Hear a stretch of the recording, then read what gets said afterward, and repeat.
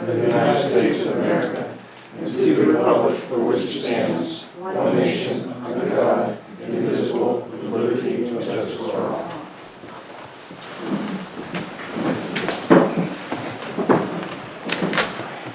Okay. First item on the agenda is Milton and Joanna. I think it's just Joanna. Yeah. On their own? All right. He bailed on you? Yes. Take it up as well from the airport. She would have understood. Take an Uber. I guess we do have an Uber. We have one. Okay. So I don't know how you want me to go about it. I haven't read this in detail yet, so if you could just give a summary of what we're talking about.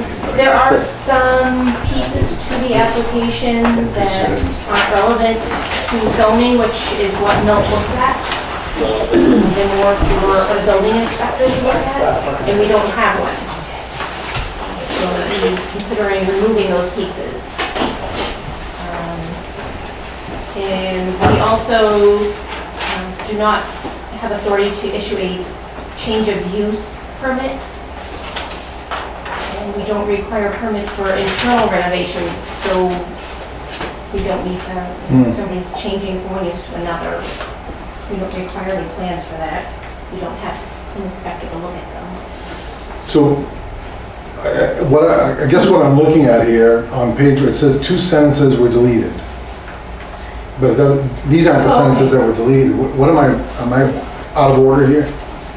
Are you talking about? Did you get a copy of the application with the edits on I'm it? sorry, I don't think. We just got the application edits themselves. Yeah, we just got a summary of what the changes were. Okay. Thanks. Yeah. We're all gonna get to know each other real well.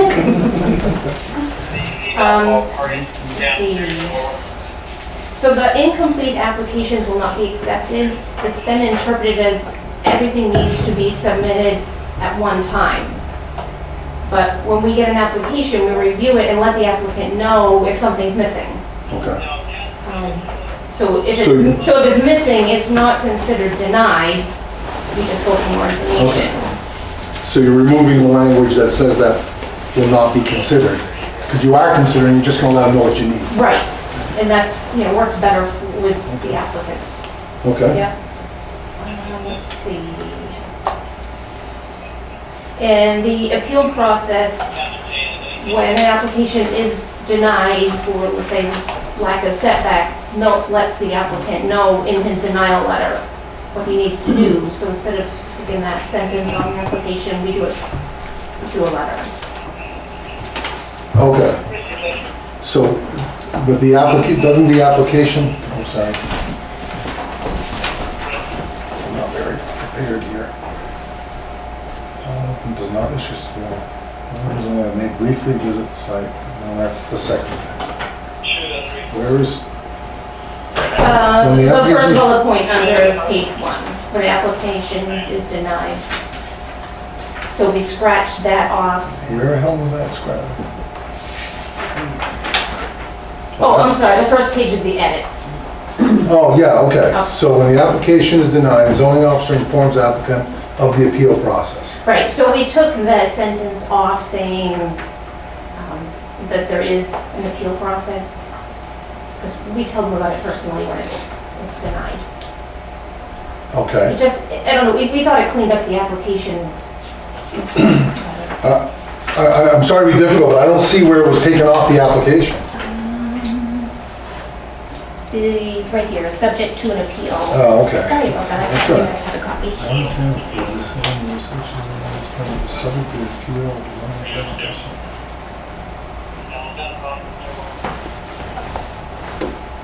It makes sense. I mean, if the application time isn't the time to tell someone about an appeal. Yeah, You know what I mean? That is during and after the process. okay. Yep. The due process. Right. And Milt wanted to add a sentence that the zoning officer may briefly visit the work site. Okay, So to let them know ahead of time, you know, if he's got questions about setbacks, you know, have it flagged, he'll go out and he goes to each site afterwards to make sure they're building what they said they are going to. okay, But nobody's surprised that he popped in and he wears his ID every Yeah. time to say who he is. well, I think it's good for people just to know, even if he doesn't pop in, Right. that he might. Right, and it is in the ordinance that he's supposed to do that, but a lot of people aren't aware that Sure. it's in there. Okay, Let's see, and the change of permitted use and renovation. I don't believe we have the authority to include that because it's not the definition. okay.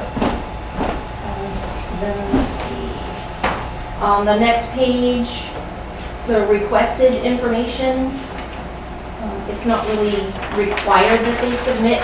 We don't have a section in the ordinance that is a building permit process. We're only going off the definition. So I'm not sure if we're authorized to ask for building plans when we don't have someone that can use them. Has this been run through town council or something? Is that where these suggestions Yes. are coming from? Yeah, and he told me that many towns that have this type of permit process use this wording. Okay, So then the next page, we don't have any parking regulations to refer to for zoning. okay, And then the next parts are basically building plans. When we do get a new commercial building, I ask them for a copy of the engineered plans and I pass them to the fire chief. But we don't have anybody in-house for the building permit part for the building review. okay, Let's see. Some of the applications, they need their approval in order to do the next step. So it's hard for them to get their sewer connection, state driveway permit, go through that costly process if what they want to do isn't permitted. So we'd like to remove the part that says you have to get those other things first. And I added it to the approval page that, you know, what you've submitted is approved, but you still need to do these other pieces as a follow-up. Milt can't authorize the sewer connections, driveway permits. No. Those have to go to Public Works. Do we have that approval page here? No? Yep, I believe it's the last page where he signs. Right here. So then the red wording is how. Oh, here we go, I see it, Changed up a okay, little yeah.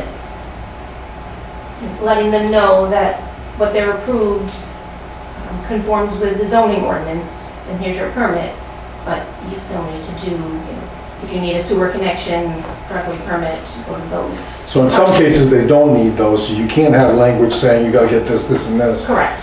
It just refers to federal, state, and local ordinances. Mhm. Okay, Because it's basically, it's a zoning compliance letter. okay. And I found out through the process of asking the attorney if this wording's okay, that the select board is the board that approved these changes. Gotcha. So these have all been vetted by the attorney? Yes. And I had also attached on there the definition of the building zoning permit in case you guys need it. Okay, no, that wasn't one sure that was it. It's a very brief thing.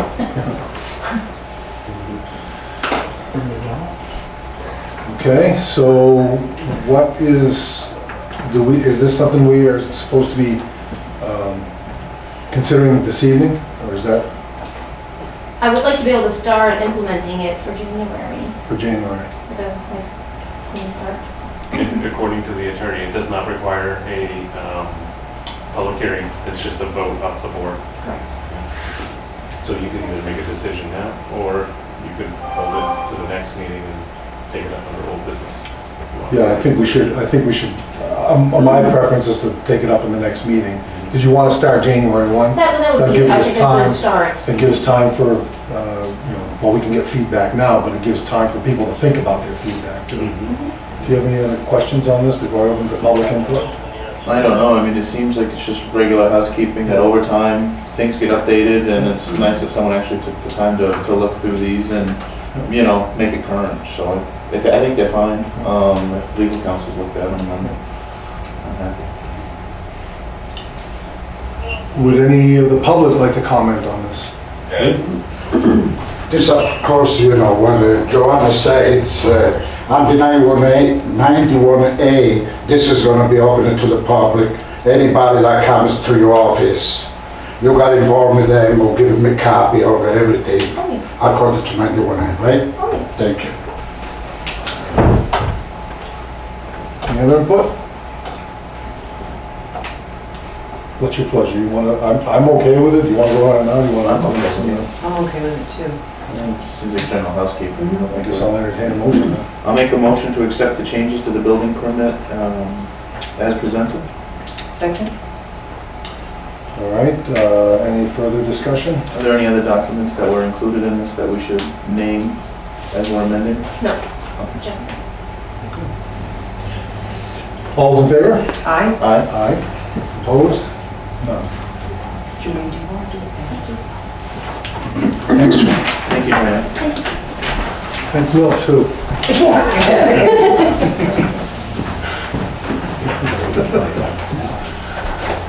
Okay. Let's, next on our agenda is town manager's report. Do you want me to go through all of that, or would you, do you want to take up anything else first? I see Coach Grizel's here and Matt's here. If you think it's appropriate, we wouldn't have to drag them through the whole thing. We can, That's so nice. we can move them up the, where is, So they're here under Mill Street, short-term parking. okay, so is the board okay with moving that up? Ahead of town manager's report? All right, let's do that then. And we just,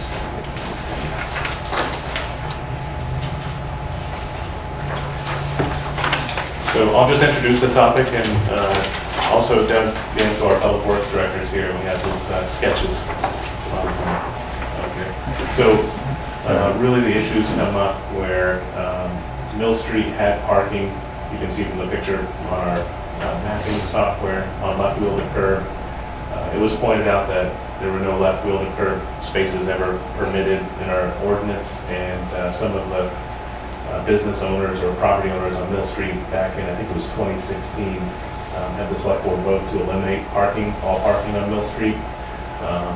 Since then, there's been a number of developments, and there's definitely a demand for some short-term parking that could be beneficial to a number of the businesses. And so Matt came to a previous select board meeting requesting that the board take a look at that. Doug's taken a look at that. We were hoping to be pushing along through our transportation alternative program project that would have got us definitely to construction next year, but with that potentially being delayed, we really didn't want to be a barrier to businesses being able to continue to grow or expand. And so Doug's taking a look at some, this would be a temporary between the construction of the TAP project and short-term recommendation of parking, so 10 or 15-minute spaces. And, I don't know if Doug...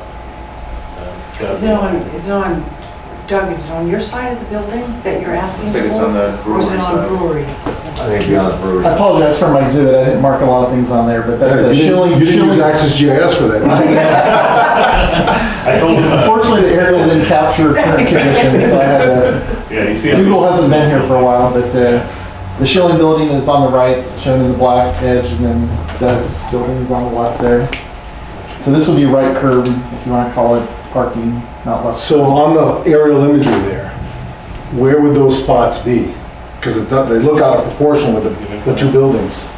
Can we point that out? No, well, I don't know, it's not the scale, so I do apologize, it's just a rough sketch. Yeah, the building's probably bigger than that, but there's a utility pole. Oh, I see. Basically, Okay, that's the front- utility pole right there. On Right, this is the- existing. on the imagery, is that the utility pole you're talking about? Correct, right there. On No, the it's- aerial image? Oh, yes. That- Yeah, right Right, here. is that the, okay. Yeah, thank you. Is that still there? Because they know they moved it once It may have moved, I don't know, but it's still there. Yeah, that indent, the indent on the left, I It may think have is moved. shutters. Yeah. So- Right. And then, Correct, yeah, this is. yeah, Because that's what, the reason we didn't use the GIS is because of all the imagery. Imagery's out of date. It's out of date, yeah. Yeah. So there's that second parking spot on the second parking spot up there, that is intended to be directly across the jog in the building, across from the jog in the building? Yep. Okay, and the other one's behind it where essentially the utility pole is. Right. Gotcha. The only thing that is kind of we do have a provision, I think it's in state law on crosswalks, having 20-foot clear. Yep. And it's been a gray area in my mind at least. It makes sense for vehicles approaching a crosswalk for that, clear visibility of Yep. pedestrians, but in this case, it's a one-way street, so it seems like that would only apply on this side of it, so it's kind of a gray area. I'm encroaching within that 20-foot setback. How much? I'd have to look at that's 20 feet. It's probably maybe 10 feet.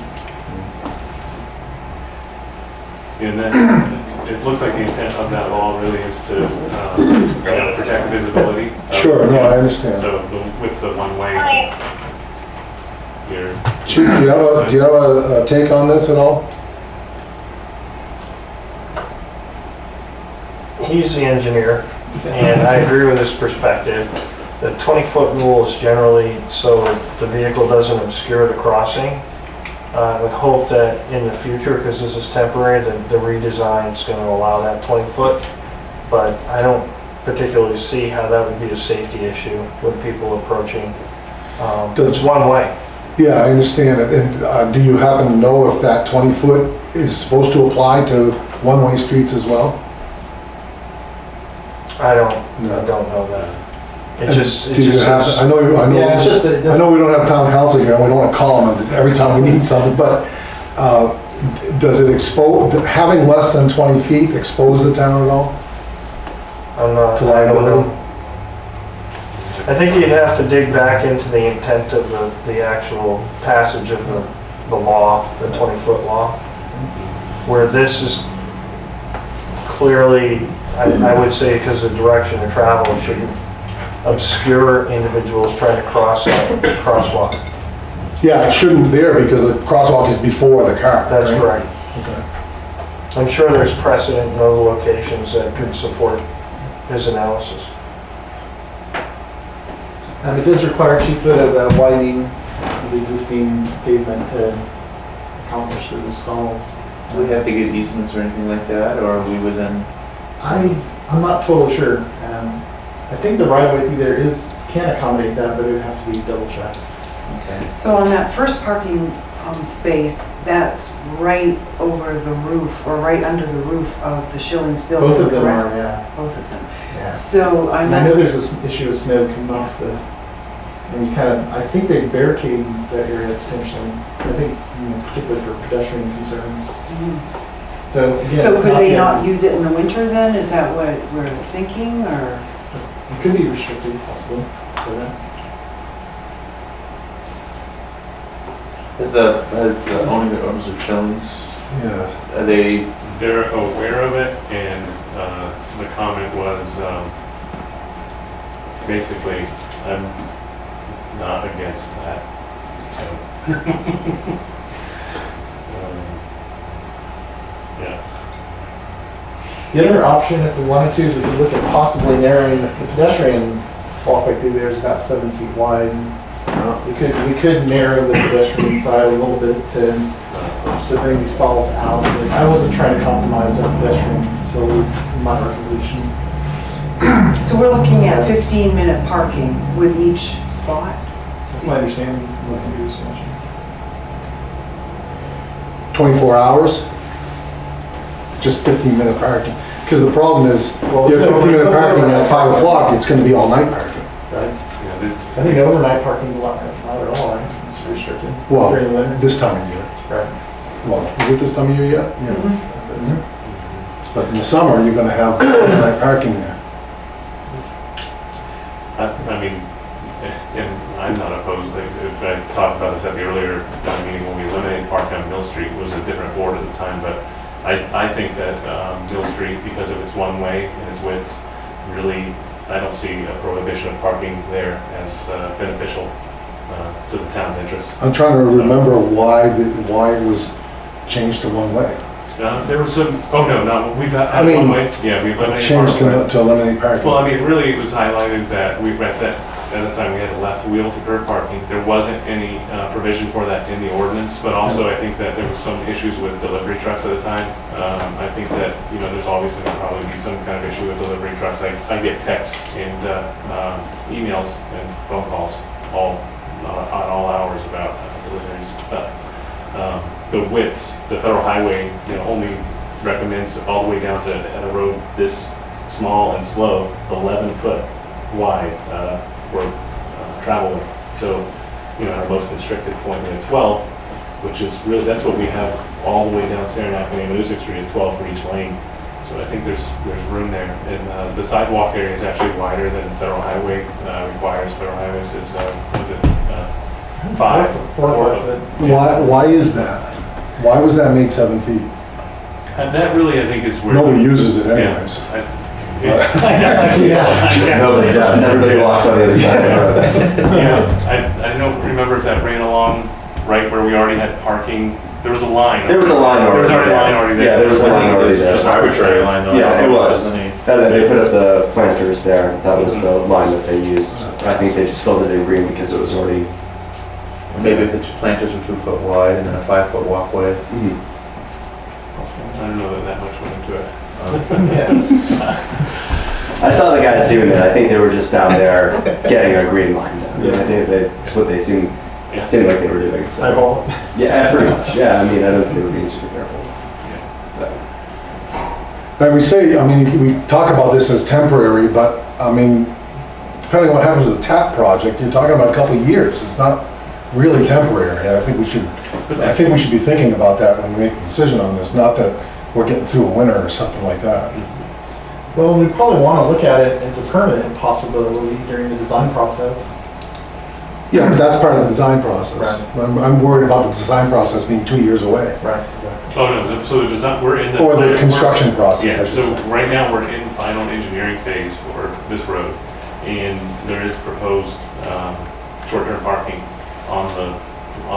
in the proposal. It's not completed yet. And, we're moving forward with the attitude that we'll be all engineered up by, when next year, like spring, summer?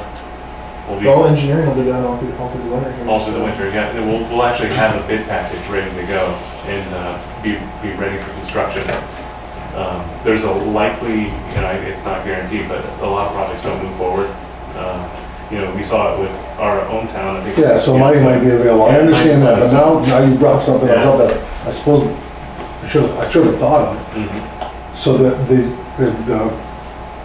engineering plans now being worked on are planning on temporary parking in that area? Yeah, about the same. It's actually left curb parking, I believe it starts right in here, Andrew, correct? Yeah, I think that's right. Take a pedestrian walkway on the other side. It'll be on No, the same side. It's gonna be on the same side. It's gonna be probably the 4 or 5 foot width, so there'll be a little more room. It'll be kind of your turnout, the curb will curve out. Sidewalk. Yeah, and that will require an ordinance amendment to do the left field one curve. It's a one-way. There's no point in doing stuff like that until we've got the Right. Yeah, and this is really just something to, get something moving. Have you had any, I know you said you got a communication back from the Schillings owner or manager, or whomever. Has any other people down there been consulted, do we know? So the only other abutting parcel owner is here tonight, and they, if you don't mind, I'll introduce him, and if you want to say anything, this is Doug Frizzell, sitting in the back. Hi. Doug Right. owns a few of the buildings on Mill Street. Small community seem to know everybody here. No, I think it's really important. I mean, you're really, we've got somebody here who's put an awful lot of money into the space. And if you go down to Portsmouth, New Hampshire, and you look at what people do with their retail businesses, then you go into Matt's business, it's that look. And I don't know how much money you put in, I don't really want to know that. from them. But, you know, we need that short-term parking because that's that quick retail business. And we got a guy who, you know, you're gonna create an awful lot of buzz and create an awful lot of jobs if we can just get, what are we looking at, 6 parking places there? This one's just 2. Two. Initially just 2 to get it moving and. Just to get it moving, but if we could really do something there, I think it would be a big boost. Yeah, it's delicious. Yeah. They are that. Mhm. So what is our task this evening, besides, So the ordinance just says that it says that the Board of Selectmen and Town Manager can direct the Chief of Police to erect signs. So basically, that would be the motion. You'd be making a motion to direct the Chief of Police, and then I would do the same on the. public input? Anybody else have any comments on this issue? I've got a question. Oh, sorry. Do we have more liability, or are we exposed to more liability because of the potential snow issue? I don't know.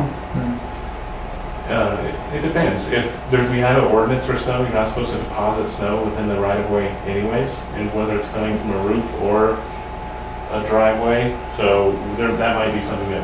I want to understand your question. You're saying someone's parked there, And all comes of a down, sudden- and that the town would be liable? Right, would we be liable? Park at your own risk signs? Well, if we had signs up that said, beware of snow, ice, I mean, at least some sort of warning. I've seen what happens when it comes down. The Opera House is an example. Yes. So our Opera House sidewalk, I think we've taken some measures to reduce the ice, right? That ice and snow can fall from that roof onto the pedestrians. That's why we pay big bucks in insurance. So. Anything else before I open the public? I'm sorry. I didn't mean that. No, it's okay. No, I mean, I really like the idea of some temporary parking down there. I think it's greatly needed. I just know we have a very vocal contingent on Mill Street. Yeah, That's just my one wonder. We've got, I think of a couple in particular. Yeah, and I'll say this, that I've heard all of the opinions, and that we're not going to be able to please everyone. So that, I would hate to harm a upcoming business by delaying and waiting for those opinions to be re-expressed in public. And I think you already know that they're potentially there. And take them into account when you make your decision. Now, is there any other input from the public? I guess I should say something. No, I appreciate you guys giving consideration to this. You know, being on that street, helping to try to develop that street into something that's of interest both to local people and to tourists. The parking down there is just a necessity, especially this time of year, which is interesting because we're talking about the snow and maybe not having it for winter, but that's when we especially need it. Elderly people just can't get down there at all, and to be honest, at the moment, people are just parking illegally for 5 minutes. I mean, it's happening, unless you have a police officer literally sitting there just waiting, to write tickets. I mean, Don't say that too loud. There's an officer right here. I know it's there.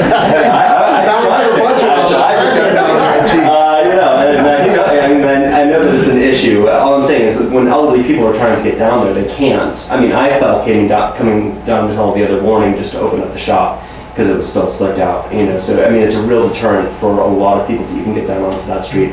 There isn't just a quick way to park, and we are losing a substantial amount of business. I have people tell me on a regular basis. We tried to get down here, there's nowhere to park, and so we just didn't stop, we just kept moving on.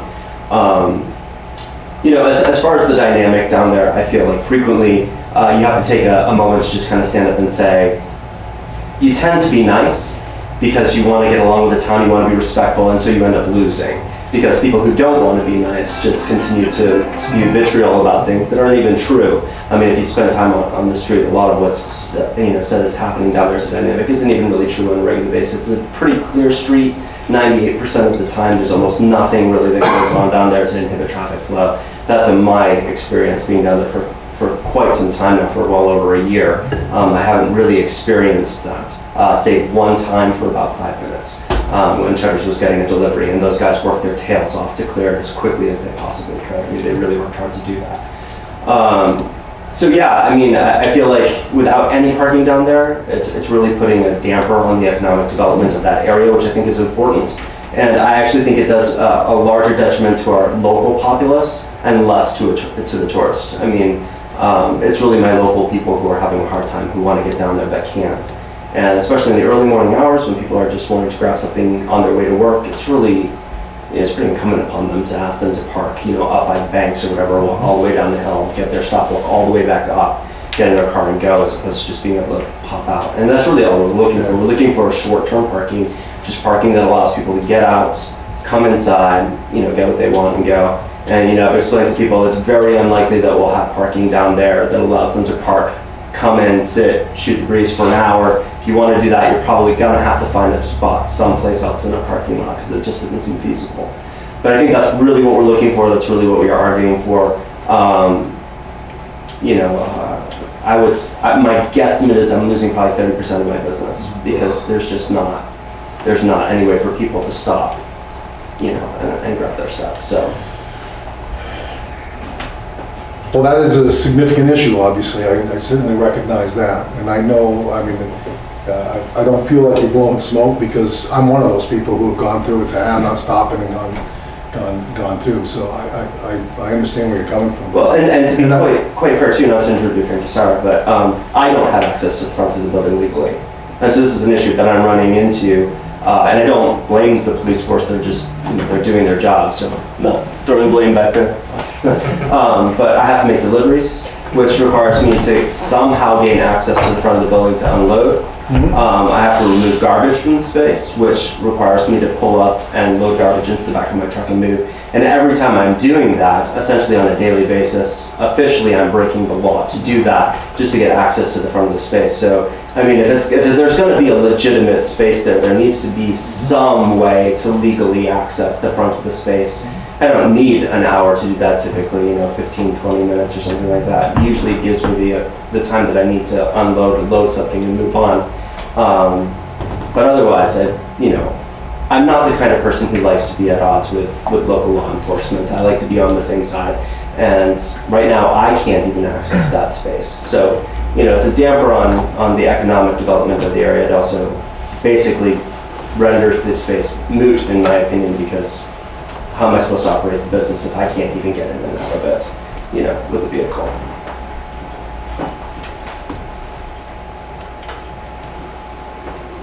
Okay, so unless there's any further input, this will entertain some. Is there interest in doing this? And it's so we'd have to entertain a motion to instruct Andrew and the chief to take care of it. Doug actually Does does it- it. And Can I add just a little bit more practicality? Absolutely. There is a cost involved in this because currently we have an asphalt curb that runs right along this edge here. I think it ends up here where there's a doorway that comes out of the side door that comes out of Schilling's building. So we actually have to do a construction project to remove the asphalt. so there's actually a curb? Yeah. Yeah. So there's a cost involved in doing it during the winter isn't ideal. Is there, If we move it, you got, what is it, 2 feet? It's about 2 feet.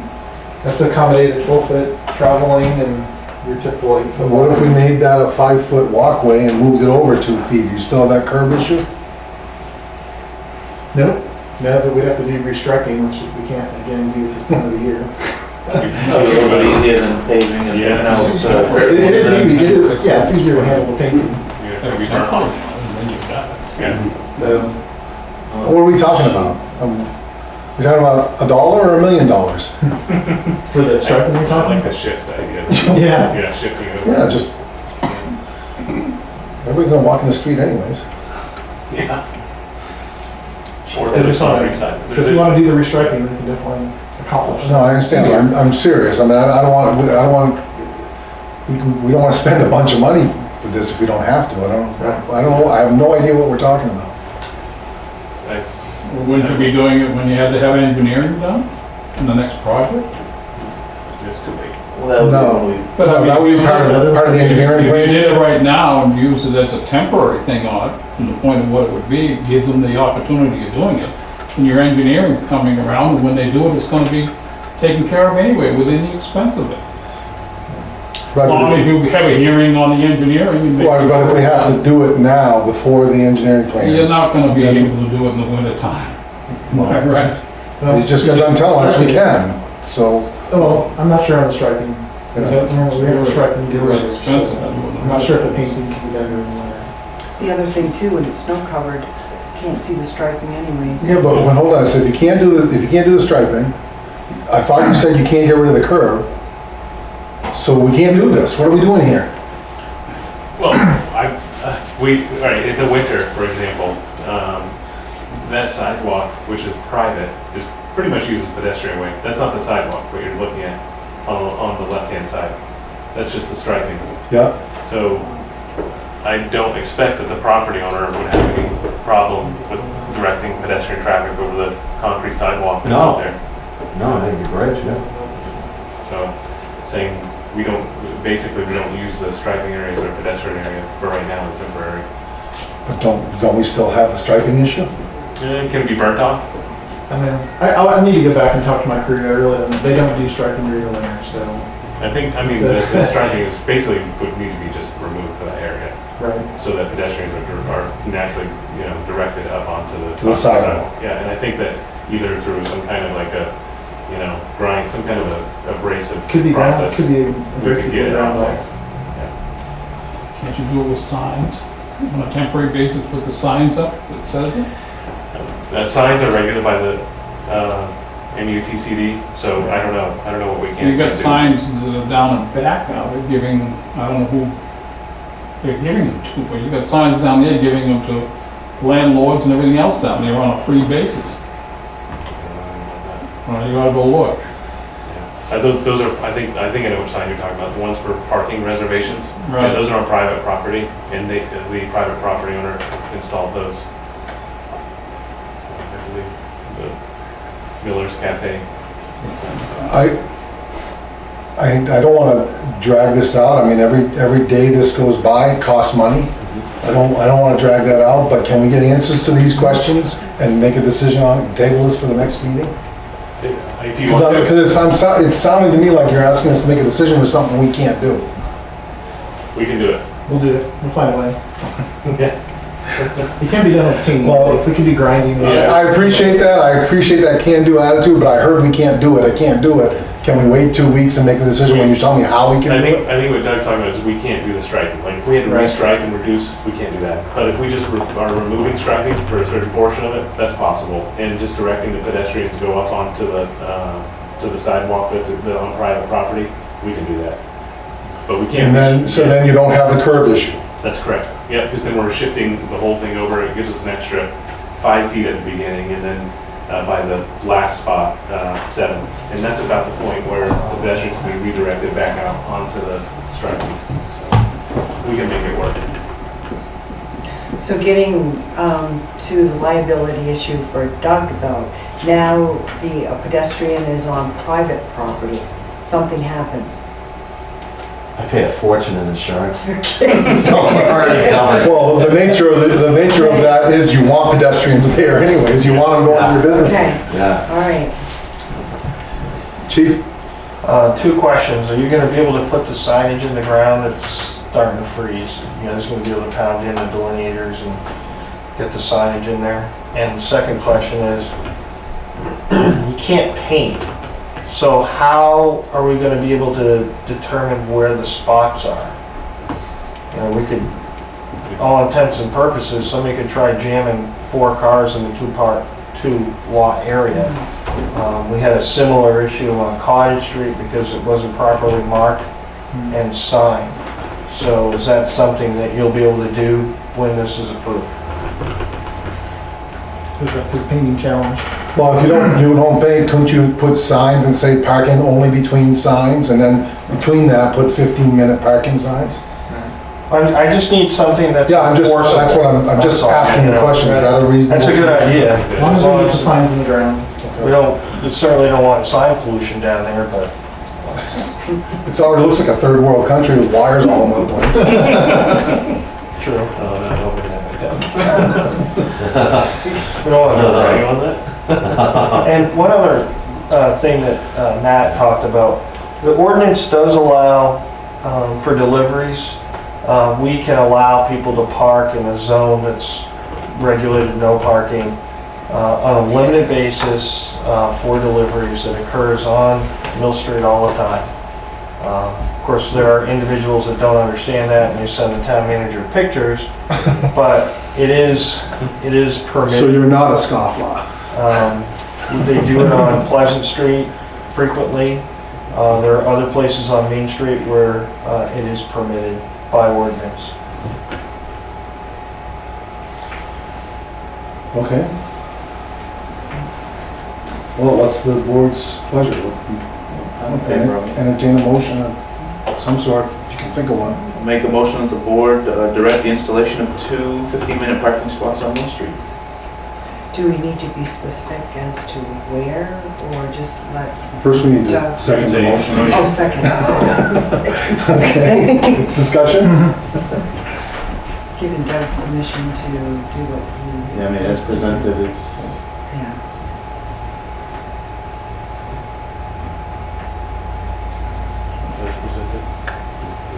Chief, and as far as oversight down there, just passing through like you normally do, just to make sure nobody's lingering too long.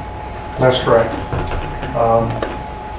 We're a little bit limited right now due to an injury, but that would be the goal, to monitor it. Just like we do in front of the post office, that's 20-minute parking. Well, I'm in favor of it. I can say, I don't know where I'm voting yet, but I'm in favor of it. I just would like, personally, I'd like to know exactly how it's gonna be done before I voted yes on it. That's just my position, but I'm definitely in favor of it. I just wanna see how it gets done.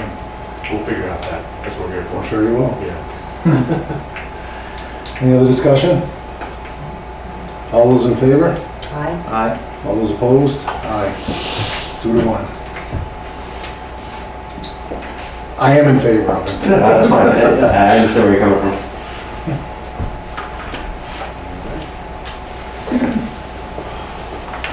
Okay. Thanks, Doug. Oh, thank you, Doug, thank you for all the work on Thank this. you. Really appreciate the whole crew, thank you very much. All right, thank you. All right, back to our agenda. So now we're back up to, oh, wait a second. Oh, man. Manager report.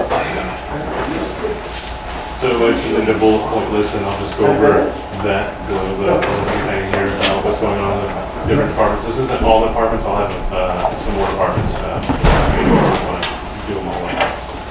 At Littleton Fire. Are you gonna project those or? No, I just. Okay. um, No, it doesn't, Okay. I just wanna make sure you weren't forgetting.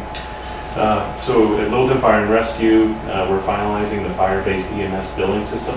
We're working on the LFR's EMS budget, Littleton Fire and Rescue's EMS budget right now. We've been meeting with the EMS committee to provide, we're going to be providing a status update. We've been having ongoing meetings with Littleton Regional Hospital, Dr. Duffy, Dr. Hirsch, and Jarrett, to look at the possibility of a transport rollout. We're preparing a grant application for the fire apparatus, that'll be submitted in December. Working on the fire-based EMS public presentation. And this was something that some members of the public have been calling for, and really just having a rollout meeting so that the public could have almost like a town hall, as they call it. So is that gonna be a separate event outside of the selectmen's meeting? Yes, yeah, that would be the intention. And we'd be doing that jointly with, anybody who's involved with that stuff. The fire department's been providing additional training to full-time and on-call members. They're currently firefighter 1 and 2. and getting ready for state mandated tests. We have a full-time firefighter who is attending a fire inspector certification class and completed mandated annual school inspections and submitted reports to the school board. I'm not sure if everybody's aware, but the fire department does a lot of commercial, multifamily, residential, and school inspections. Completed final inspections for the convenient ND medical care facility.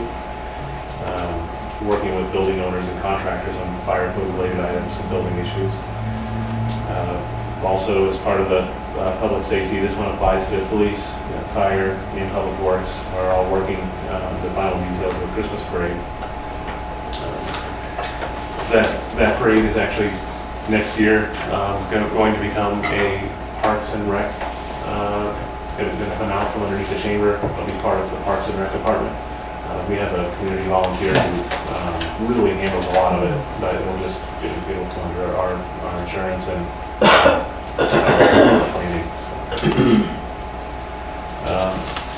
The Littleton Fire Department's into the first congregational church celebration. It was for a security grant that the church was awarded for $17,000 to harden the facility. As you know, Engine 6 and Engine 3 were both down last week. Engine 6 has now been put back into service. Engine 3 is still down. As I said, the grant application will be submitted in December, and we have a one-year lease that's off to legal and our liability provider right now for review, and we'll be entering into that one-year lease. And that's what we voted on a few weeks ago. That's correct. And since it's a one-year lease, it's not something that needs to go on the ballot, but really the intention is to have something in place while the grant application goes in. And this is really the final stab at it. And if not, then we're going to have a warrant article in 2020. Transfer station, the pre-crusher is installed in August, and we've had some time now to see that there's been some savings. We've already had a savings of almost $3,000 plus labor costs in safety. It's just a lot more efficient to use. The oil shed was down. That's all repairs have all been made for that. Open top area improvement. So we can, again, this is similar to the C&D auger. We can get more weight in the from the compactor. That's less trips. Less trips means less money in the transportation. The transfer station now has a Facebook page, and this is public outreach section. Also, they hosted a talking trash event. It was a paid event. People paid to attendance with over 100 attendees, and it also included giving them a tour of our facility. And as you know, Brian Patno does 100 people went? Yeah. Wow. I mean, it's a lot of professionals in the field. Oh, yeah, okay, I know what you're talking about. Yeah. And so, as you know, Brian Patno is an awesome transfer station manager. He does a lot to help offset the taxes that are needed to run that, and he's been recognized. He's now he's the new trustee at the NRRA Board of Trustees, and that's a group of over 300 municipalities from New Hampshire, Connecticut, Massachusetts, Maine, and Vermont. He does a great job. And he's becoming an expert, or he is an expert in the field. So we've got the most cardboard received since 2010, well over 900,000 pounds. One of the things that... That's not good. Well, it is a revenue source. Yeah, but I thought the prices had plummeted so much we can't make money off it. Well, we lose less than we would if it was thrown away. There's some revenue, but it's less than it used to be. Yeah, It gotcha. used to be such that we would go out and seek it out. Now it's at a point where, we'll take what we take. I always think about that as an economic indicator, how much cardboard comes in, because you think about the packaging that's required for consumers. So markets are still down, and Brian thinks that there's going to be a turnaround in December 2020. So we'll see. House Bill 617, New England is in a landfill crisis. Actually, I had a meeting today with an individual about that. For example, if the Bethlehem landfill goes down and there's not another one permitted in the area, we can expect Littleton's tipping fees to substantially increase, as well as our transportation fees. But HB 617 is going to lighten the restrictions on DOT spec for crushed glass. They created a spec, it might have been a decade, maybe 2 decades ago, for, I think it was really a specific project down in the Hanover area, if I remember correctly. And, we looked at trying to do it in the Saranac and Amanuset project when we were first putting the RFP together. And it does give you some inexpensive material, but by the time you go through the labor and machine hours to do the mixing to get the spec, then it wasn't really worth it. Luckily, we've had a home for 100% of our crushed glass right now. Casella landfill and their pipeline project has been using it for compaction. Oh, great. DES and HHS are looking at food waste issues. So that would be, a lot of composting and removing that out of the tonnage out of going to the dump. So HB 617, it's So trying to address these 3 items, is that what you're saying? Well, the overall arching premise of that our landfills are aged and getting full. And so what are some ways we can divert additional things out of the landfill? Planning and zoning, the complete draft of the master plan update should be ready by mid next month. There'll be a public hearing and it'll be posted in early 2020. The planning board is considering hiring help to update the CIP. In the past, it was done by committee. We looked at trying to do it in-house, it's just there's not enough capacity. And really a third party look at it, I think would be good. So they're planning on having that in their budget proposal to hire a professional consultant to help them out. So building permits have slowed down and Milton has visited all sites that were submitted this year. Planning and zoning office has received a variance application for a large battery and energy storage system. The project is estimated to be about $30 to $40 million development. So it's interesting. We have another one that's kicking the tires. It's another energy project. It's pretty large, but we don't have an actual application on that yet. When will be heard? I'm not sure when it's going to be noticed yet. The applicant's representative was in Friday after even discussing it with Joanne. So. What is the timing of that project? I couldn't tell you how. I mean, they're in early permitting right now. There's an international fire code, I think, the 2015 fire code that comes in.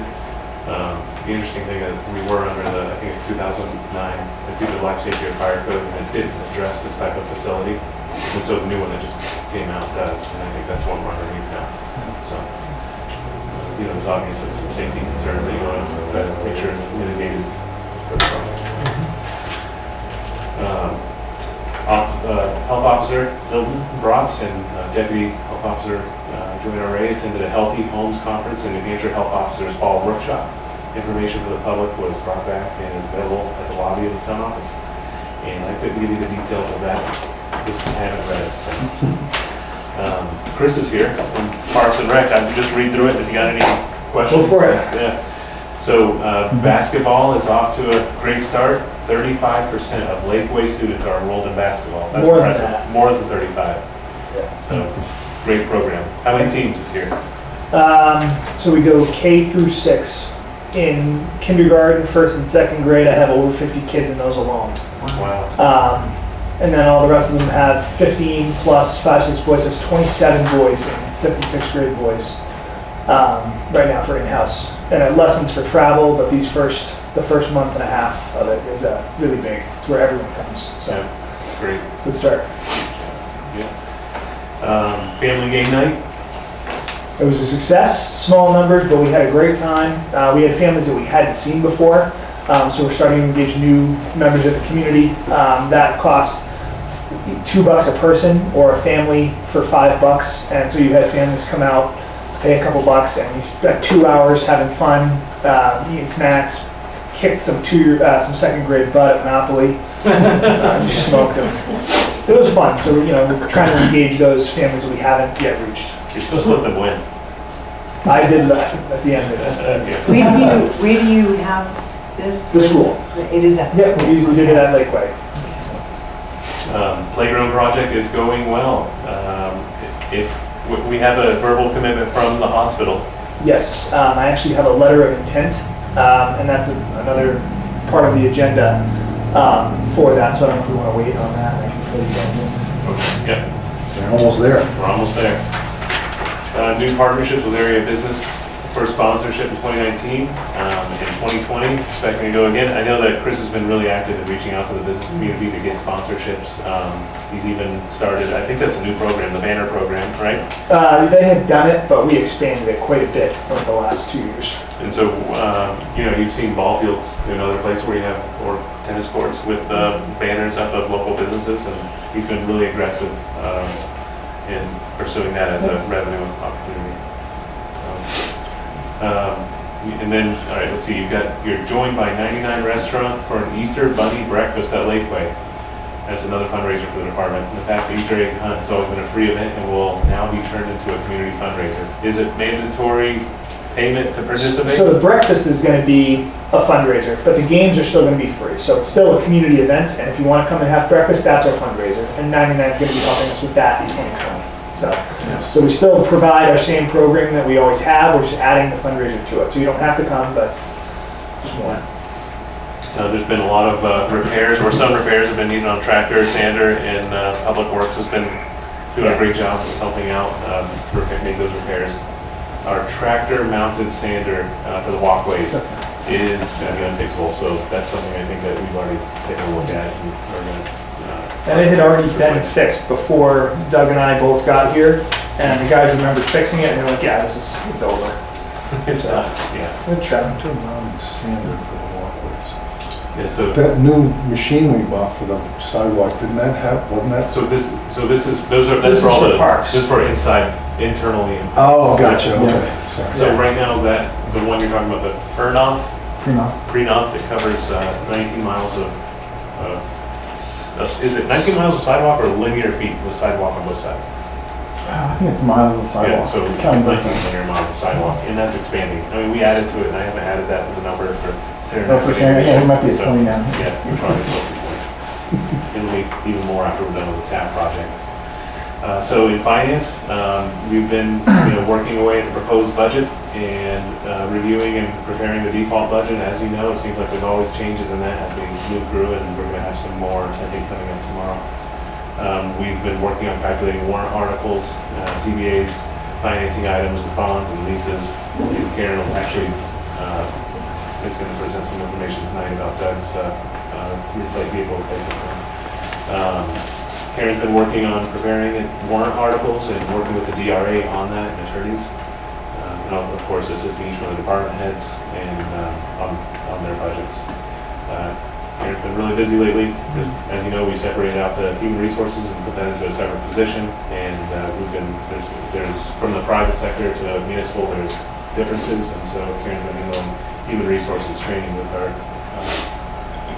new human resources benefits administrator. Also, let's see, I don't see it right here, but the audit was really just completed maybe a month or two ago, culminating with the MS 535. So there's been a lot of work to get to that point where we were ready to submit the MS 535, which is key to establishing the tax rate, reconciling accounts receivable, grants receivable, police, fire, health insurance, and voluntary insurances. Reconciling all bank accounts, clearing up return checks as needed, and reconciling payroll to the 941s and general ledger. And working with HR on handling open enrollments for insurance, and working with grant administrators. And we're hoping to actually, in 2020, do improvements to the human resources. There'll be some streamlining for the onboarding and any changes during the open enrollment, so that each employee will actually just be able to log in, enter their information at once, and it will populate the rest of the forms. Right now, we're still using a paper method, which is really time consuming. So, and okay, the library. So I think if you were at the budget committee meeting, you heard about the heat pump project. So the town was awarded 2 USDA grants this year, and one of them was the library heat pump system. So during the grant process, one of the things we're letting the library use our contract with NCIC to make sure that the grants and the expenses and the RFPs and everything meets the grant requirements, so that, there's no issue that would disqualify the use of the money. So, right now, they're just working their way through that process. So the library phone system went down recently, and I think that it's a pretty old system. They may have been using the same system that we had before we switched, so now they're taking a look at potentially coming on and just being a part of our phone system. Yeah, it makes sense, but I don't know, what does a blown phone system sound? I don't know what, You know, you can, so we were losing, I don't remember the proper terms, but in our old system, there's a copper and there's, a board. Yeah. So different pieces of that board would go. Then there was also some other kind of system up top, and there are these units that come in and out, and they would have to be replaced and programmed. Yeah, okay. I don't understand all that, but I know that since we switched to the new, what's it called, hosted PBX or PBX, I'm not sure. Yeah. But the new over the internet system, it's much simpler. yeah, And if there's something messed up, we can log in and yeah, change it ourselves. So they're going through a process of digitizing historic newspapers. They hope to have the entire collection digitized by spring 2020. nice. And the board is reviewing the building assessment, which we have a draft copy of that we're going to put up on our webpage. They hired a cultural, historical architect, I think is what they're called, to do a review of their building and then make basically a CIP for the building of what they need to do. And after that, I think they'll probably be eligible for programs like L-Chip and whatnot. They had a book spine poetry contest where participants were creating poetry and using book titles. That's going on right now, and submissions are due on December 13th, and you can win 2 lift tickets to Cannon Mountain. Might have to get my kids in that one. After the parade, the library is going to host cocoa and crafts for kids. Are you going on that? No. December 10th, they're going to have a paint night at the library, similar to what used to happen down at Annabelle's Paint and Sip. But no alcohol. Or BYOB, I don't know. So, don't ask, don't tell, maybe. Reservations are required, and the class is already full. So if you're hearing this, it's too late. Story times and after-school activities for kids continue through the month of December. And starting January, the library is going to run a winter program for Lakeway students. Polar Pals will also begin in January, and volunteer readers and first and second grade participants are encouraged to sign up for the library. We've had partial retirement. Mary, the children's librarian, is retiring and going part-time. Angie's going to become the main children's librarian, with Mary supporting as program assistant. Christine, the librarian, will go back to full-time to take on adult services. So that is what I have for today. Walk on. And more. And we did get a case against us thrown out recently. So that's good news. We had Gannon versus Town of Littleton that was thrown out. So. All the others are still going, unfortunately. All right, so, thank you, Andrew. Next on the agenda is the, well, I guess we're going into old business. Yes. Accept the settlement for the BTLA abatement.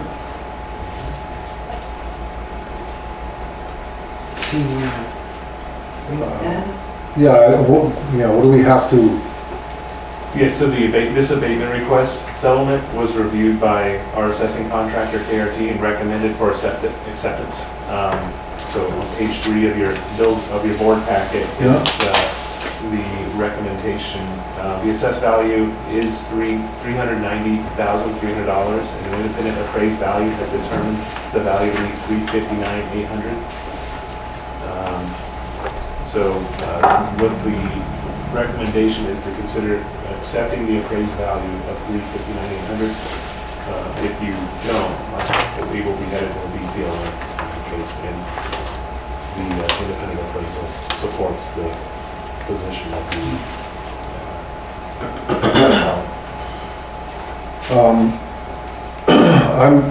I understand that. I just want to get back to the document was provided to us.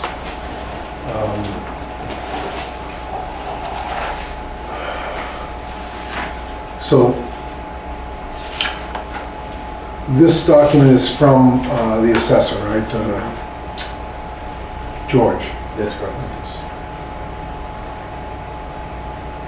Cape Cod South Home, 13.94 acres, 11.94. The owner brought a corrected appraisal which established the appraised value of $359,800. That's what you said. I reviewed the appraisal and agree with the value.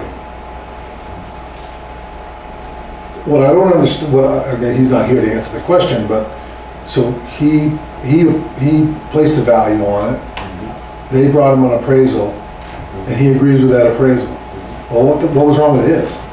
The market could have changed, it could have been compared to different properties. It could have been a number of. Well, wait a second, the market doesn't matter because he's going based on the time that market shouldn't make a difference.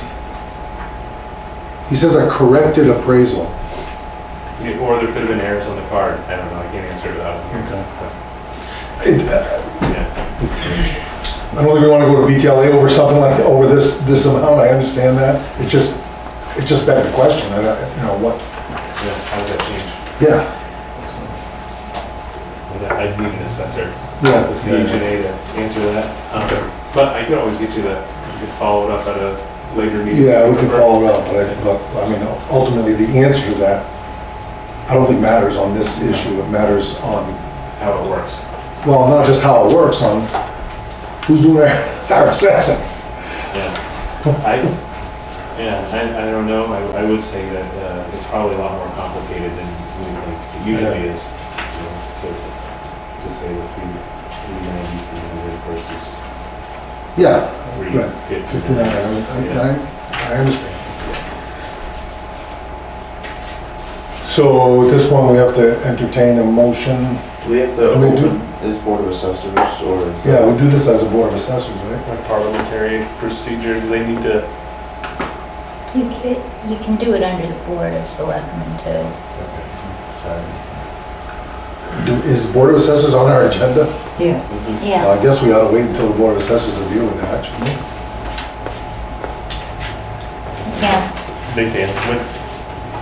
Do you do it? They can make their decision under Board of Assessors. Okay. That's what you want to You do. have it on the agenda. Yeah, so let's Yeah. put it as a, the Board of Assessors is on the agenda, so let's put this to be voted on when we get to, we've never had, since I can remember anyways, a Board of Assessors meeting during a Selectmen's meeting. We always had them separate. Normally I try to schedule them separately, but George wanted this done as soon as possible because I believe the new assessment will show up on the second building. Yeah, no, that's okay, I'm just curious, when we get to this in the past, because I haven't encountered it, when you get to the Board of Assessors on your agenda, do we have to actually open up as a Board of Not if there's Assessors? nothing there. No, but if there is something there. If there is something there, yeah, you would. And we've done it maybe once or twice where, especially around July time, if a final last Yeah. minute one comes in for an abatement, we've had to do it. So we have to close the Selectmen's meeting? No, and- you don't. You just Oh, okay. open up the Board of Oh, okay. Assessors. All right, thank you.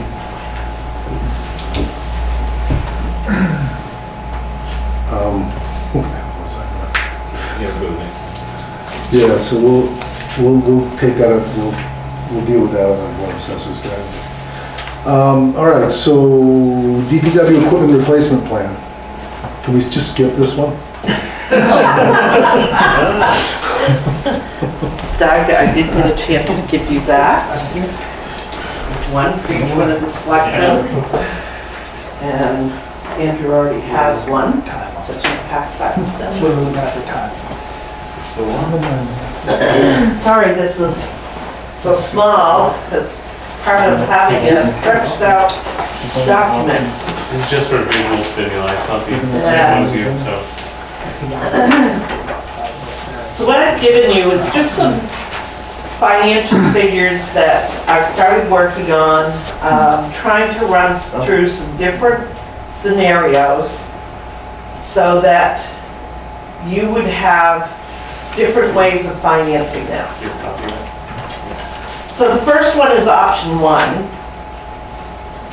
And option one is buying all of the equipment in 2020 that we need to catch up, in a one-year catch-up, meaning to get everything we need all purchased in 2020 with a 3-year bond. So taking a $1.4 million bond and paying it over 3 years. My interest payment may be a little bit on the high side. The payment the first year would be $536,511. Second year, $517,096. The third year would be $497,982. And then the purchases on 2023 and 2024 will be all purchased at once. So we would be purchasing 2023 and 2024 cash, right, cash all at once, no financing for that. And then over the course of the first 3 years, we'd open up a capital reserve account just with $1,000 each year to put into it, to get it established. That on 2024, we would put in $30,000 and it would start building.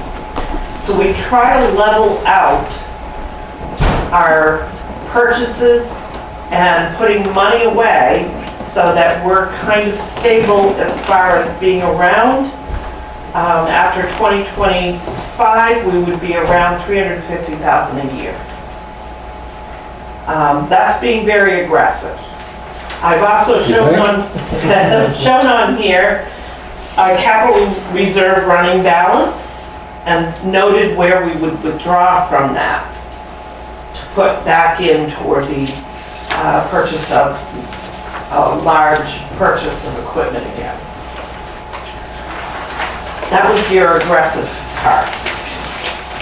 Option 2 is trying to figure out a way of purchasing some items in 2020, financing them for 4 years, purchasing some items in 2021, again financing them over 4 years, starting of course our capital reserve, starting in 2020, setting $5,000 aside, in 2021, setting $50,000, and continuing to try to keep the purchases and the financing and the setting aside of funds in the capital reserve under $400,000. So trying to stay within that range or under, and toward the end you'll start to see things stabilize even more.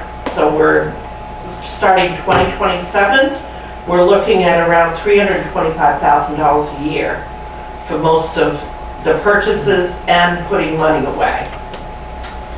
And you notice where I noted that we would be doing a large withdrawal for 2 years in a row in order to get our equipment back so that it's back replaced when it needed to be. But we would be drawing monies off the capital reserve to do that. It would be a financing situation. I show you a running balance of what we planned on having in the capital reserve. Now this would all depend on the voters, because the voters are the ones that make the decisions. Then I go to option 3, and this is an aggressive one as well. It's doing a 3-year catch-up, which Doug's done a great job on this schedule. The first 3 years will hit pretty hard. Your first 2 years are just over $500,000 for equipment. On 2022, it would be $431,000. That includes putting $5,000 in a capital reserve. And then 2023 is $409,000. And then it drops off to about $305,000 a year after that. So these are a couple different things I've looked at. How can we get our equipment, get caught back up, and do it wisely, and also do it setting some funds aside for that next big purchase. And trying to stabilize what we need for equipment. Trying to keep it, so between the equipment we purchase and the monies that are put in capital reserve, we can at some point be about 300,000 a year. Yeah, Mr. Chairman, mind if I ask a question? Go ahead. Yeah, so with the current debt schedule in mind, option number 2 really has a minimal impact, correct me if I'm wrong, impact on the tax rate, because in 2020 is our last payment of the Moore Dam. Correct. Yeah. So we have it, because of the way the financing is done, there's $0 impact, but vehicles are still purchased for next year under this one. And the payments would begin the following year, Right. once the debt is actually moved from the books to the Moore Dam. So you're talking about option 2. Option 2. Why is that different in option 3? So option 3 has payments starting immediately. Yeah, you're buying. Oh, because you're buying right away. Right, Okay, gotcha, right away. gotcha, okay. So option 2, just to give you a little bit of information, the Moore Dam or Trans-Canada bond payment, which is due in 2020, principal and interest amounts to $465,669. I also believe that we'll have one lease payment that we'll have to pay. It will be a last lease payment of about $40,000 that same year. So in 2020, we've got $505,669 going out in lease and bond payments that won't be there in And 2021. that's significantly more than any year's cost Yes, of this catch-up plan. yeah. Option 2 at least. And actually it's actually more than any of them. Well, option 1, the first 2 years are a little more than those, Yeah, I see. the 2 years only, the first 2 years. And it starts to stabilize some. And also, so with option 1, when you buy all the equipment next year that we're needing, but then the reality is down the road, we're gonna have that same. You're gonna have the same problem, have all the vehicles of the same age. Yeah. Well, I've actually done a little bit of calculation. If you look at 2029 and 2030, In option 1? in option 1, you'll notice that if the capital reserves are voted in, we'll have $1,133,000 available for that big bump in 2030. And this does not include interest calculation on those funds. So with option 1 and, Mr. Chairman, one thing that I guess, just, I don't know if Doug wants to give any input on it, but if you have vehicles that are age, even though you have the money available to make that purchase, you have that many vehicles at the same age, and the maintenance program, I would imagine, could become burdensome. I mean, versus spacing it out over a few years. Right, and each of those pieces of equipment obviously have their own cycles, so they're not all gonna hit on the same. Sure, right, they're not all Some are 4 years, some are 7, 10. some are- yeah. So it naturally spreads out a little bit. Okay. It still will be hump as shown on here.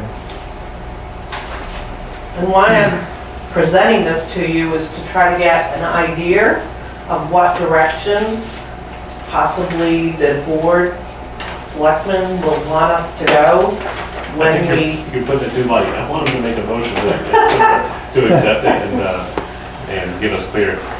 Okay. Yeah, so. It will help us present it to the budget committee. No, I understand. What's your timing needs on that?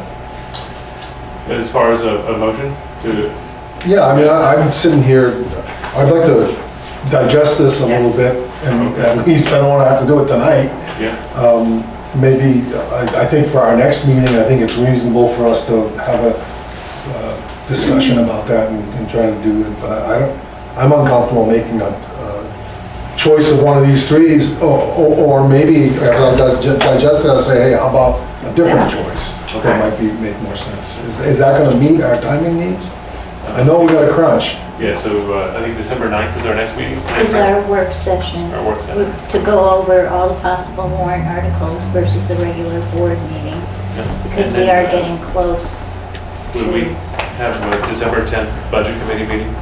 Yes. Yes, you do. So It's December- scheduled.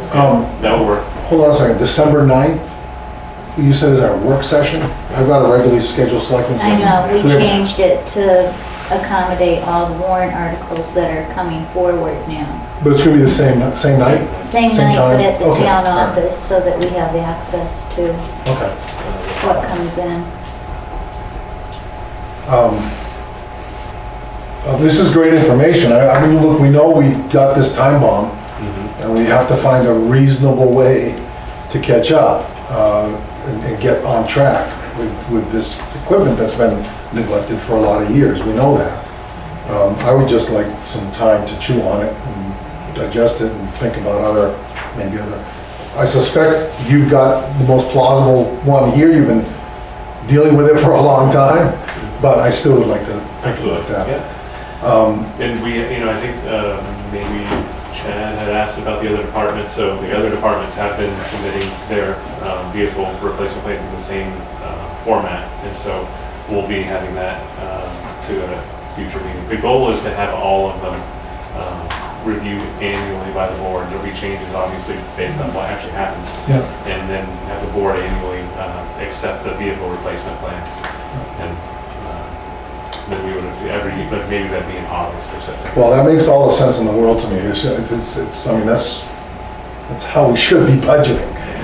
Just how you get there is not easy. I mean, you're dealing with it every day. I know that, I understand that. I'm open to any suggestion if you want me to run a scenario. Let me know, let Andrew know. We'll give it a try and see what happens, see what the solutions are from that. Any public input? I'm sorry, Karen, you done? Yep. Oh, sorry. Any additional input, Doug, or anyone else? Mine's not directly related to this presentation on the finances, but when we were at the budget committee and Jim McMahon was questioning some of the equipment hours, I think on our grader maybe, and it turns out I had some bad information in terms of how our vehicles, you guys heard the term spinning the odometer on your vehicle? Well, apparently our equipment does that too, so I went back and talked to staff and we basically researched and got correct information on equipment hours and all that kind of stuff. So the little 8.5 by 11 sheet that I handed out to the budget committee, I went ahead and updated that. Good. And but here's copies for you guys, one for Andrew, and just so you have that. And I sent it to Jim as well, and just to let him know that so we do have a lot more hours on our equipment, and we're not underutilizing any of our equipment.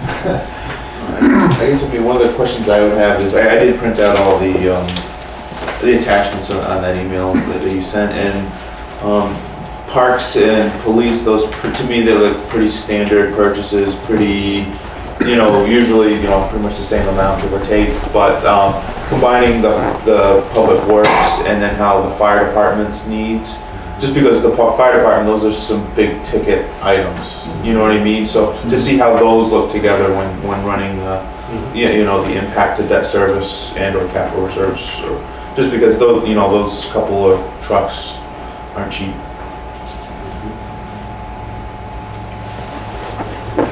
Thank you. Thank you. Thanks. Any other input? I got a lot of questions. Sure, go ahead. My first one is, how many employees do you have in the highway department? We're talking about the equipment. No, I'm asking relative to the highway department, and it just has relevance to it. Okay. So, how many employees do you have? Full-time? Is it 9 full-time or 10? Yeah. and then part-time seasonally, we have 2. One right now. One in the winter, Mhm. 2 in the summer. Part of it, they used to have 27 employees.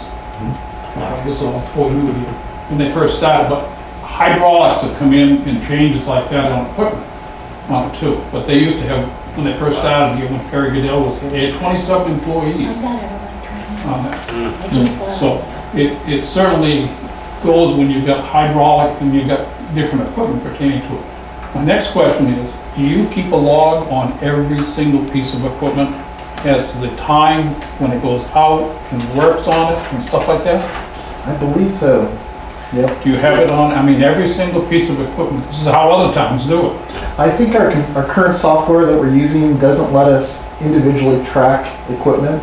They never used to do it with software, they'd write it in a book, Right. and the book would go with the vehicle. I have seen written logs as well. so Yeah, I'd I have to mean, go there's the back. other towns around here got the same thing, and they do it on every single piece of Right. equipment on it, and that should be done. The other part you got is, depends on how you run a highway department as to whether you need all of this stuff. I'll give you an example. You people in turn did a project over at Partridge Lake, okay? That was put out to bid. It wasn't something that the town took care of. You need to be looking at some of those things of what you're gonna do and how you run it, if you're gonna be buying equipment. You could be buying too much and having it sit there in the summertime just running and getting a bunch of sand. Other thing, so a lot of it has to do with what and how you operate some of the things out there from that part. Now, I'll give you an example. That thing in Partridge Lake, I don't know how much it cost us from the point of doing it, but it wasn't necessary to do it at all. That was a complete waste of money. That had been there for years, and it would have been there for years again. It was all ledge underneath that other thing on it. What a waste. It was a waste of money. And you can look at those things, but somebody needs to start to analyze some of that stuff out of the thing on it when you do. I mean, there's certain roads that certainly need. Well, I think your assumption that nobody's paying attention to that is, I mean, I think it's just wrong. That's what we have a public works director for, that's what we have a town manager for, so. If I'm looking at it and saying it, I think some of it is being looked at, but not enough when it comes down to the management skills of what you've got. You're talking about buying an awful lot of equipment. And if you've got only, 9 people out of it, from the point of what you're doing and how you operate the thing, it just doesn't seem feasible. You need all this equipment from the point of what you're doing without subcontracting it out or doing it. It's just how you operate. So are you suggesting that we have more equipment than we need? I think you're gonna be, if they're buying all of this stuff, you may need less. We're not buying more equipment, we're just replacing old ones, so are you suggesting You we may don't? not need all of that. Are you suggesting we don't? Well, I'm not convinced that you need all of that stuff. And I said, the town was actually voted not to give you a 10-wheeler within the last couple of years. Okay, and the townspeople. So, I'm saying that when you got 9 people, or roughly in that part, and what you do and how you operate it, you're talking a lot of money for just getting it up to snuff, and it could be sitting there from one of Well, I'm looking at equipment with 45,000 miles on it, I'm looking at equipment with 6,000 hours on it, 10,000 hours. 6,000 hours is not a lot. 10,000 hours on it. Well, yeah, but that's not an old machine, it's only since 2012. Yeah, that's not a lot. But my point is that all this equipment is in fact being used. I'm just trying to understand, you're making a comment like, maybe we don't need it. Well, according to our public works director and town manager, we need it. I don't know, I'm not up there with them all day. But my point is, what are you basing that on? What are you basing on the fact that we don't need it? Just because you think 9 people don't need, whatever, 12 machines? If you've got 9 people, you can only do so much with every piece of equipment pertaining to what it is. 2 things. They This used to have covers all of our seasons. Okay, so I understand your point. I just think that people are looking at that. I think their management skills are sufficient to do that. Bruce, did you want a copy of that? Okay. That's all I got to say. I'm not much of this. I would be asking on every single piece of equipment as to how many hours it is. I mean, that's an important factor when you're dealing with hours pertaining to. You have, I think he just gave you the list with the hours, so you can review that as well. I had told him that I was looking for that before.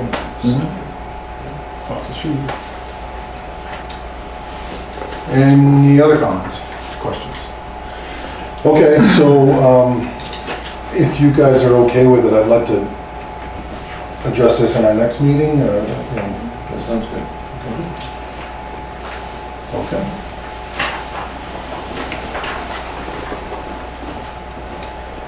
Let's find the agenda there.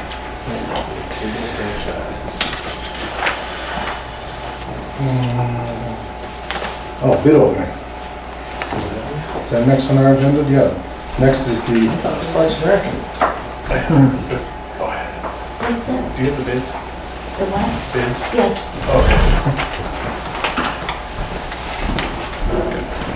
So just this? Take that, oops, that would be. Okay, next one. The Okay. next sign.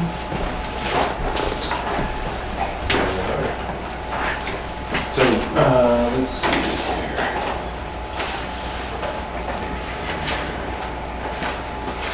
bid opening, the town property tax deed problem. So, I know I've done this before, I can't remember, we just open and read it. Open them and read them and. Are there multiple properties here in this? Yes. Okay. And I don't have to do it in any particular order, I assume? Okay, so.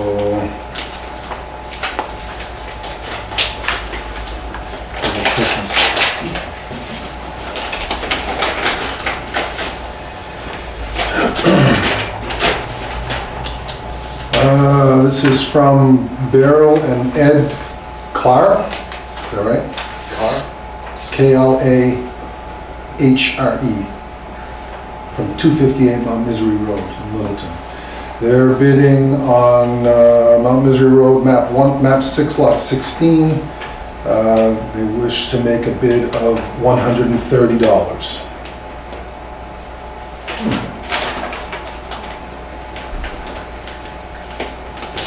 Such a right of way. It doesn't say. I think this Water. Right away? The right It just gives a map and lots. It's gotta be a strip of land, not an easement, right?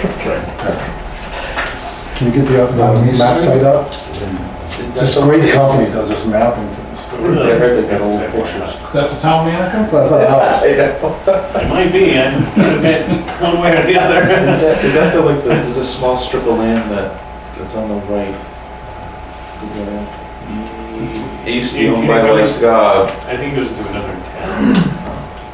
He's too slow. I see it, I am. Good point, I need to do it. there's one up there that's like 100 foot right away with a large piece of property.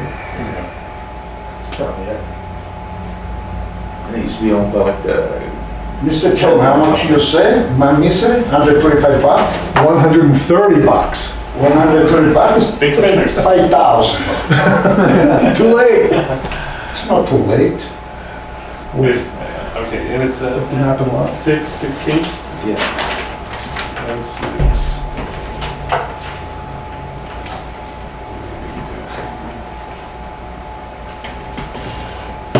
My internet's,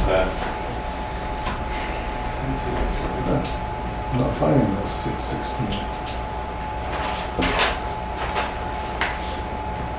6.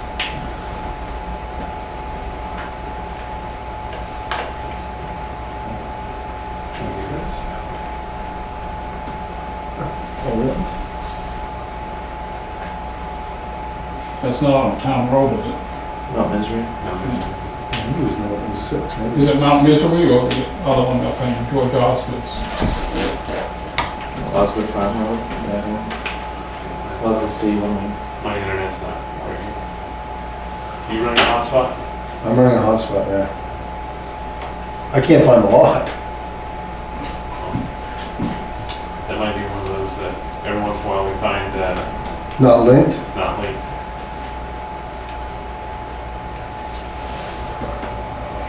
Hey, do you mind if I borrow your hotspot? Yeah, go ahead.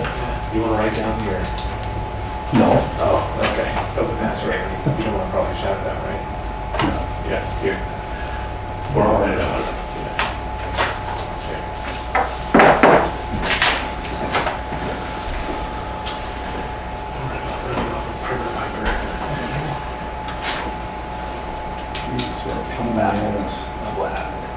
Could there be another bid There might file which may clarify this here? So do you want to just? be. Yeah, but no, like, we still need to get to the site so people can see. The fifth letter is a Q.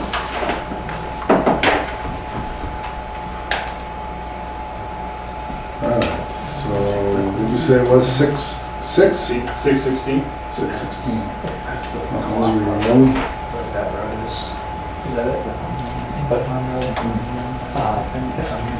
There it is, got it. Bad neighbors up there. It's a little too close. Yeah, that's listed on the town of Littleton. 1.7 acres. It's abutting the Clark property, that's why. Let's see, I was previously owned by, it's that little small strip, It's that right? strip right there. Yeah. It abuts the Clark property. Who's the other butters? True. Good starter. For us, we'll rent it out probably. Yeah, the butters, TROUPE, true. Do you wanna plug this into yours? Yeah. Yeah, because I'm not. I don't have that connection, I Oh, don't you think. HDMI? Oh, I must have. This tax box not including utilities. Ours is the 100. There you go. So it's that parcel right there, yeah. They used to be owned by one, like that telephone company, something really weird. If you look at like the property districts. I guess it doesn't matter to us who owned it Yeah. before. Yeah. Here you go. So do you have that letter? It's right there. You have any garden over there? You probably could, but people have rights of way over it for access to their property. So It's, they drive through your garden. It's a 60-foot strip. Don't the town could reject the offer, $125? We could, but right now I'm just reading them. Okay, thank you. Okay, so the next one is from J. Scott Graham. In response to your request for bids, land located on Mount Missouri Road 6, lot 16. He submitted a bid of $1,523. That's it. Same lot. I mean, on the other Well, I side. think he's actually where the. He's the back behind it. lot? I think he's He's behind right it. here. Yeah.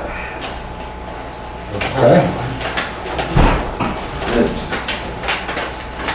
I think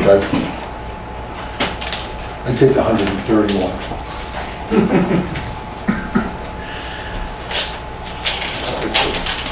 Holy cow, this thing's falling apart in my hand.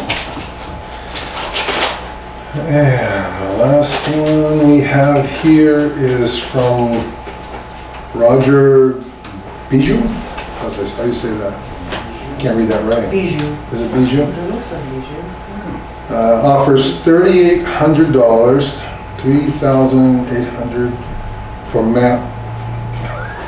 Is that 3 or 4? Or, That's map 4, lot 3.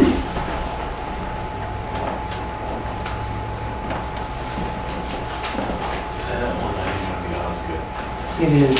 That'd be a good deal.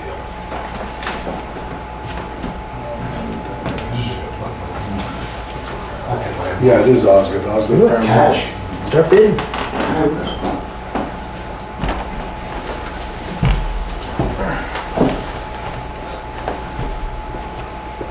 Oh, there we go.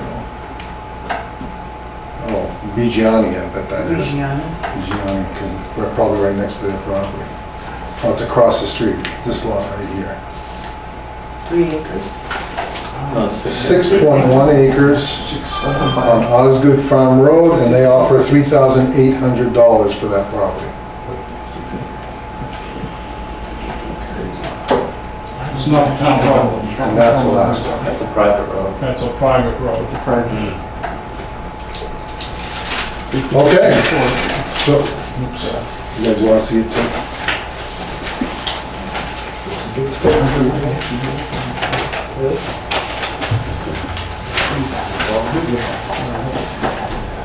all bids. That's all the I bids. don't know, who collected them?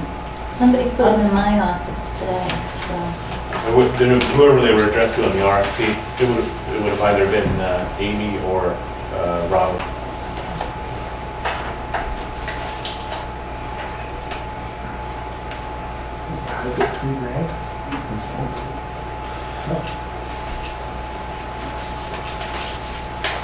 That's a pleasure. I'll take them one at a time. Were those the only two properties that were up for bid? And do we, there's no, we can accept or reject any and all bids, correct? Well, let's deal with the first one first. I'll make a motion to accept the bid on map 6 lot 16, the bid from J. Scott Graham for $1,523. Second? Is that the proper wording? Any more discussion? All those in favor? Aye. Opposed? It's unanimous. The next one is map Do we have 4 any- lot 3. Do we have any idea what the value is? Well, we can look at this one. Yeah, one discussion point of interest on this is when you do a sale on a parcel that has been taken for tax purposes, you can only keep the amount of taxes plus expenses, and the rest has to be refunded to the previous owner if you can track that, which can be complicated. But with that said, I mean, I'm just thinking if you're thinking of rejecting perhaps not putting it on market sale, I'm sure there's legal expenses and things. Yeah, well, I didn't even think of that with the first one. Does it even, I don't know, does it even meet what's owed on taxes? I don't know what the tax liability on it was. Yeah. Well, this one's valued at total value of $106,200. Anything over the outstanding tax is, 106,000? Well, tax. it's valued at $106,200. What is it? 106. 106,000. 6 acres, is it just land though, or is there building on it as well? That's what he said. It's just land, $106,200. Just land. 6.1 acres. I bet they're not talking about that one, they're talking about the other one. Yeah, I am sorry, we're on the second one now. Yeah, on the second one, I just thinking of, I don't understand how the land itself is 106,000 for 6 acres. That to me just seems much higher than the rest of the market. Location? Well, apparently it's worth $3,800. Well, but that far up on Osgood Farm, I don't even think there's a view up there. Well, it's not our job here to argue their assessed value. I guess what we have decided, we're gonna accept $3,800. Do we know what's owed in taxes? No, I don't know. I don't know. I mean, so you can collect taxes and fees associated with it. So, you know, there's legal fees and recording fees. I know one parcel that I worked on in the past, the taxes owed were, you know, maybe I'm just guessing it's been over a decade, but like 17,000. But by the time everything was calculated out of it, it was $57,000. The town was able to. The bank actually paid that. So if we accept an offer and it doesn't satisfy the tax liability, does a new buyer assume responsibility, or are we just wiping it off? You just get it back on the roll. I guess I would like to know what our total cost for this property is. Because 3,800, I mean, 3,800 is drastically low. So you want to table this, get that information, and take it up again in the next meeting? That's got electricity to it, on the Osgood Road. It's probably got to go on my But it doesn't driveway. have town, it's not on town road. Right. So you don't know what the limitations are unless you do research to find out what all the other butters have got to pay for the maintenance and doing that. I'm not interested in that. I want to know what they owe in taxes. You should be putting it in if you're gonna vote on it, you should be voting on it on the basis of what's in the deeds, other thing on it, making sure that it's that way. Okay, that's one way. All I care about is getting what's owed in taxes, because everything more than that goes to the owner anyways, so. So let's get that first, and then we'll take it up at the next meeting.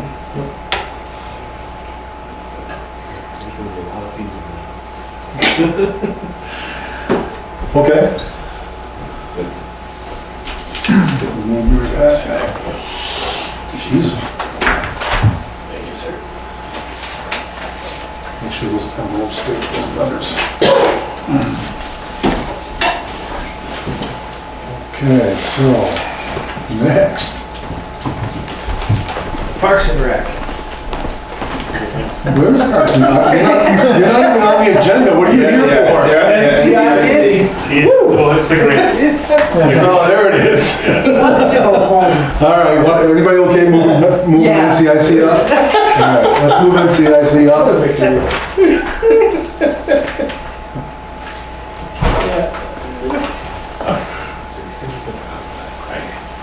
we go.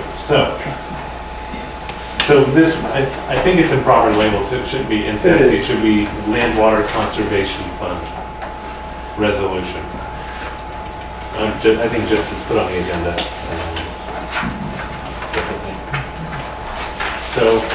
Okay, so I see the letter, we have a letter, should I read that? Yeah, and I'll just give you a quick background. So this project application includes leveraging the Remick Park playground money that we already have into a larger phase park project.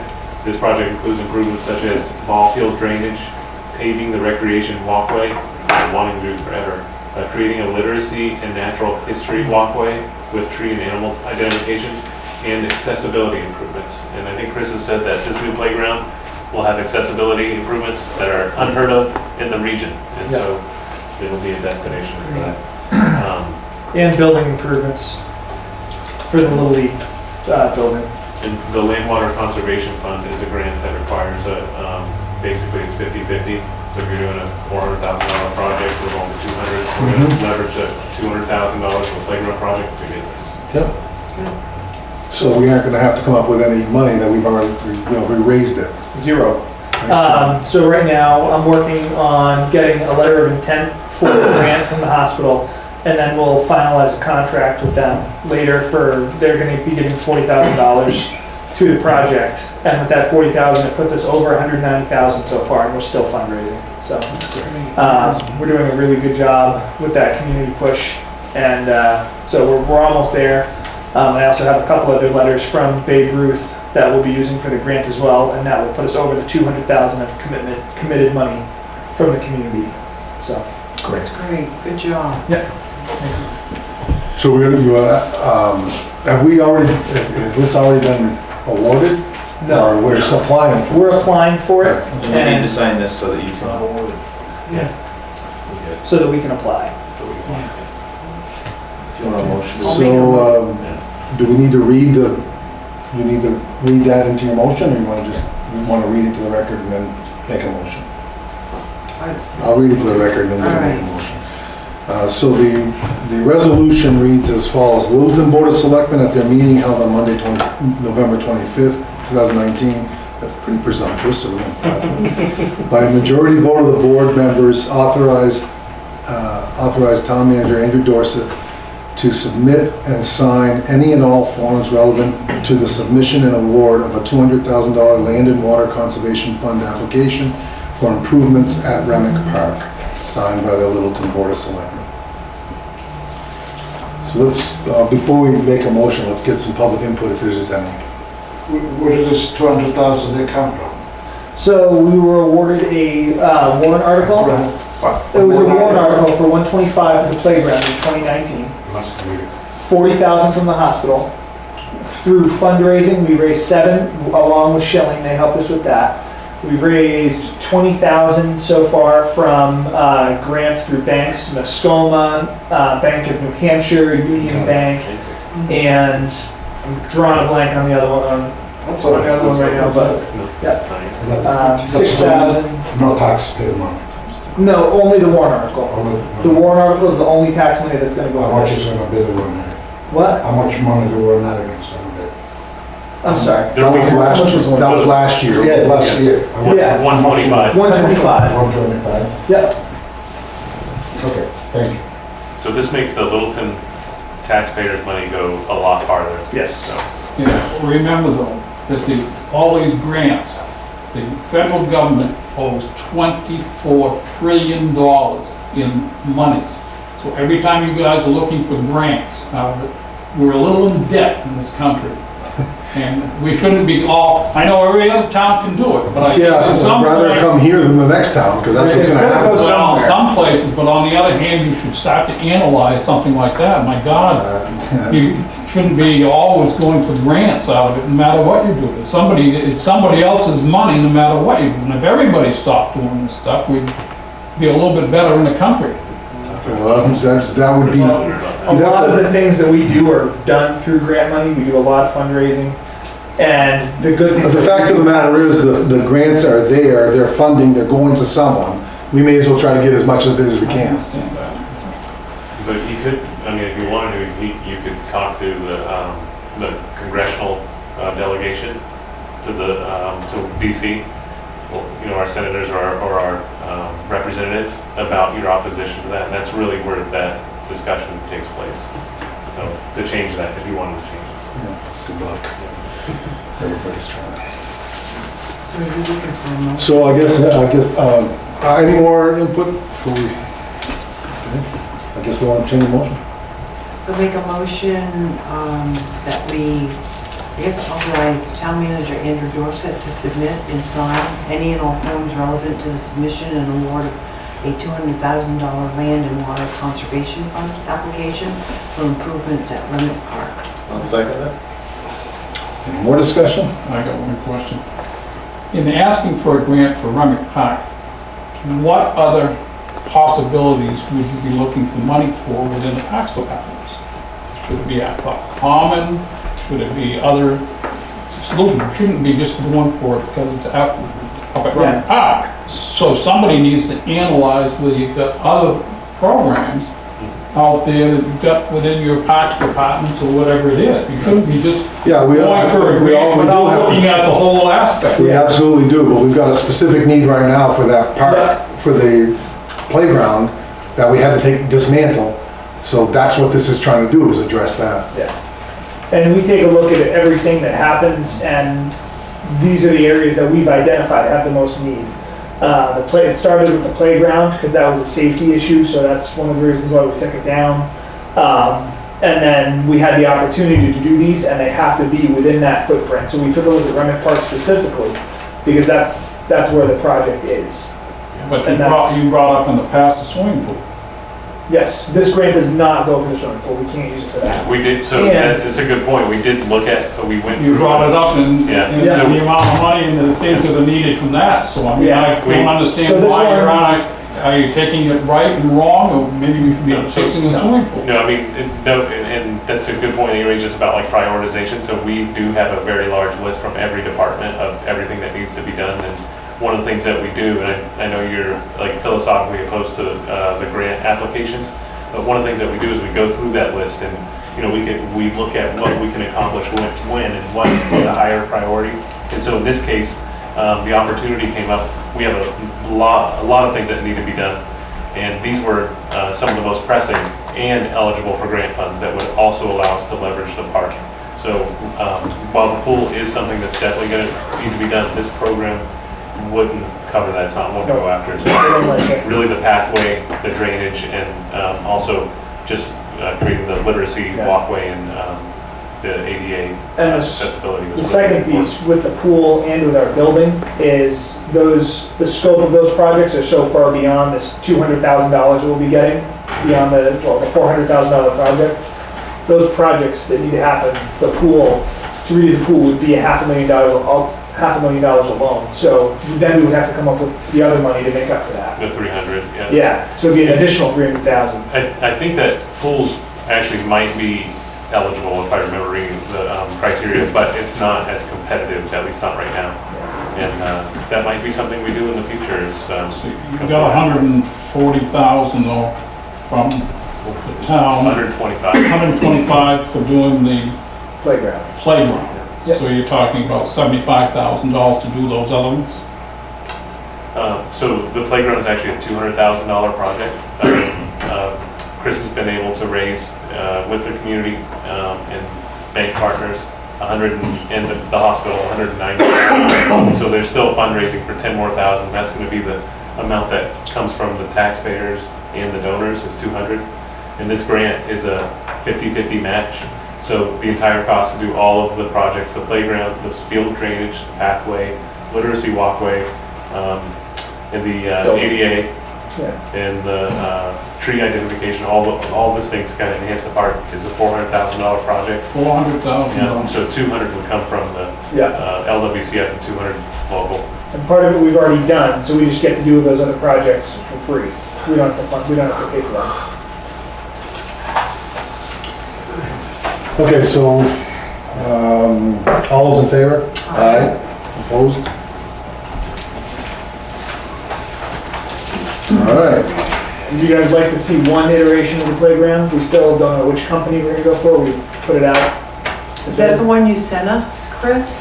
Yeah. That, No, this is one I received today. The new one. There's the zip lines. This one doesn't have it, but we have the option to put them in. The zip lines are a different company. They would have the Very front. cool. And this one kind of is like a circular structure with space in the middle and features going on it to all sides. Nice.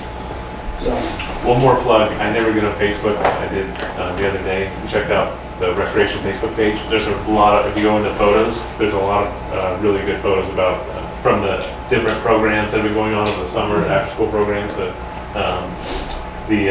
field trips, and then also the most recent playground volunteer day. yeah, it's pretty impressive the work that those 40 people did. So 40 people, it's great. Thank you, guys. thank you. You're free. Thanks. See you soon. Now we're at the extension of the cable television franchise agreement. So, you've been here for more than a year, you remember this from last year? I'm sure you remember it from back in the day. Yeah, in town. We've been in negotiation phase for renegotiating cable franchise agreement since Eddie Moore brought it to my attention in 2015, and we started in 2016. I think the company actually changed hands in that time, went from Charter to Spectrum, and it's still underway. So what this is our annual 1-year extension of the agreement as it exists. Right now, it's a 3% franchise fee, and that goes into the ARP fund offset taxes. We dedicate some of that to the filming of these meetings and different community activities. So. And when's the end in sight on that? I don't know. So why are you having such a hard time negotiating an agreement on that? I don't know if the right term's a hard time. It's just a long, slow process working with there's a lot of communities that are involved. We're part of a profile cable consortium, but there's other groups also in the state that are working on theirs. So this is now Spectrum. It looks like we're signing, they're nowhere on here. That's right. Who are we signing extension with? Let's see. Charter Communications, Time Warner Cable. Looks like Northeast LLC. Time Warner Cable Northeast LLC. So who's Spectrum? That must be them. Who does That's them? Got a DVA? It probably is. All right. This is the time when you're supposed to be looking at if you're not getting good service in your community, and if you don't have it in different areas, you negotiate with these people to get them to expand it. That's how they got here and doing it. So you shouldn't be just voting into doing it. You should be looking at it and having somebody, which used to be Eddie Moore on those committees, and you have to have somebody come in and look at it to see, and almost advertise. Well, that's what they're negotiating now. We're just doing an extension to keep it going so they can negotiate an agreement. So what Bruce is talking about is what we've already done a lot of that work maybe, it might have, I guess, 2 or 3 years ago.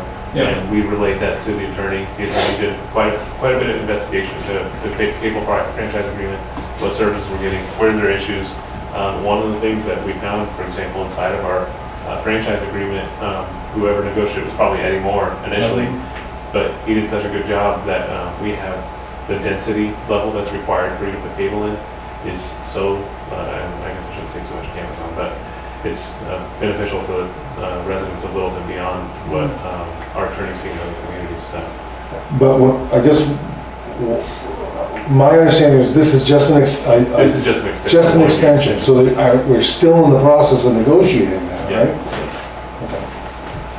So is there a time limit where you're gonna have it, and should you be advertising it to see if there's people that need it?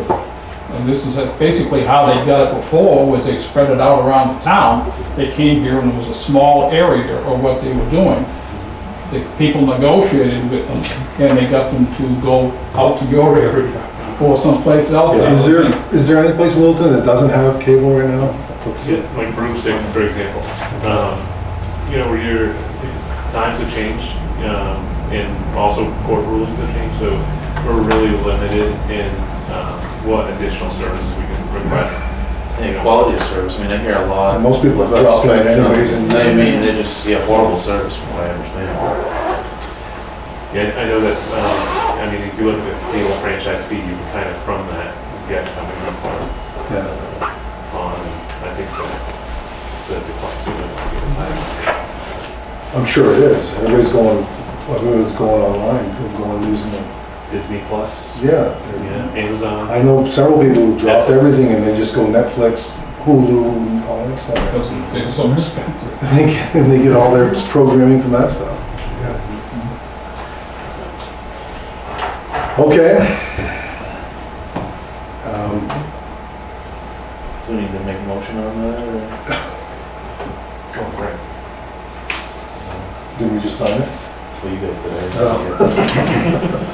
I didn't know we had to. I thought it was just. I don't know. Does that require a vote? Let me see. My notes here. Let's do it. Just gonna say so. Yeah, be safe. Okay, all those in favor? Oh, sorry, make a motion, will ya? I make a motion to sign the extension as presented. A second? Yes. All those in favor? What, I'm asking a question. What do you? We already went through the question phase. We're in the voting phase. You didn't, he just said he was extending it out as to what it was, and I'd like to know what it is. In other words, you may know, but the rest of us don't know what the length of the time is that this is going for. It's a, Yeah, so I could just read that piece of it. Okay. Yeah. So it says, this is extended upon the same terms and conditions therein from 12:01 a.m. June 22nd, 2016 until midnight, June 21st, 2020, called the extension, or until such time as the franchise is renewed for a longer term, whichever occurs sooner. So it's a one-year extension of our 2016 extension.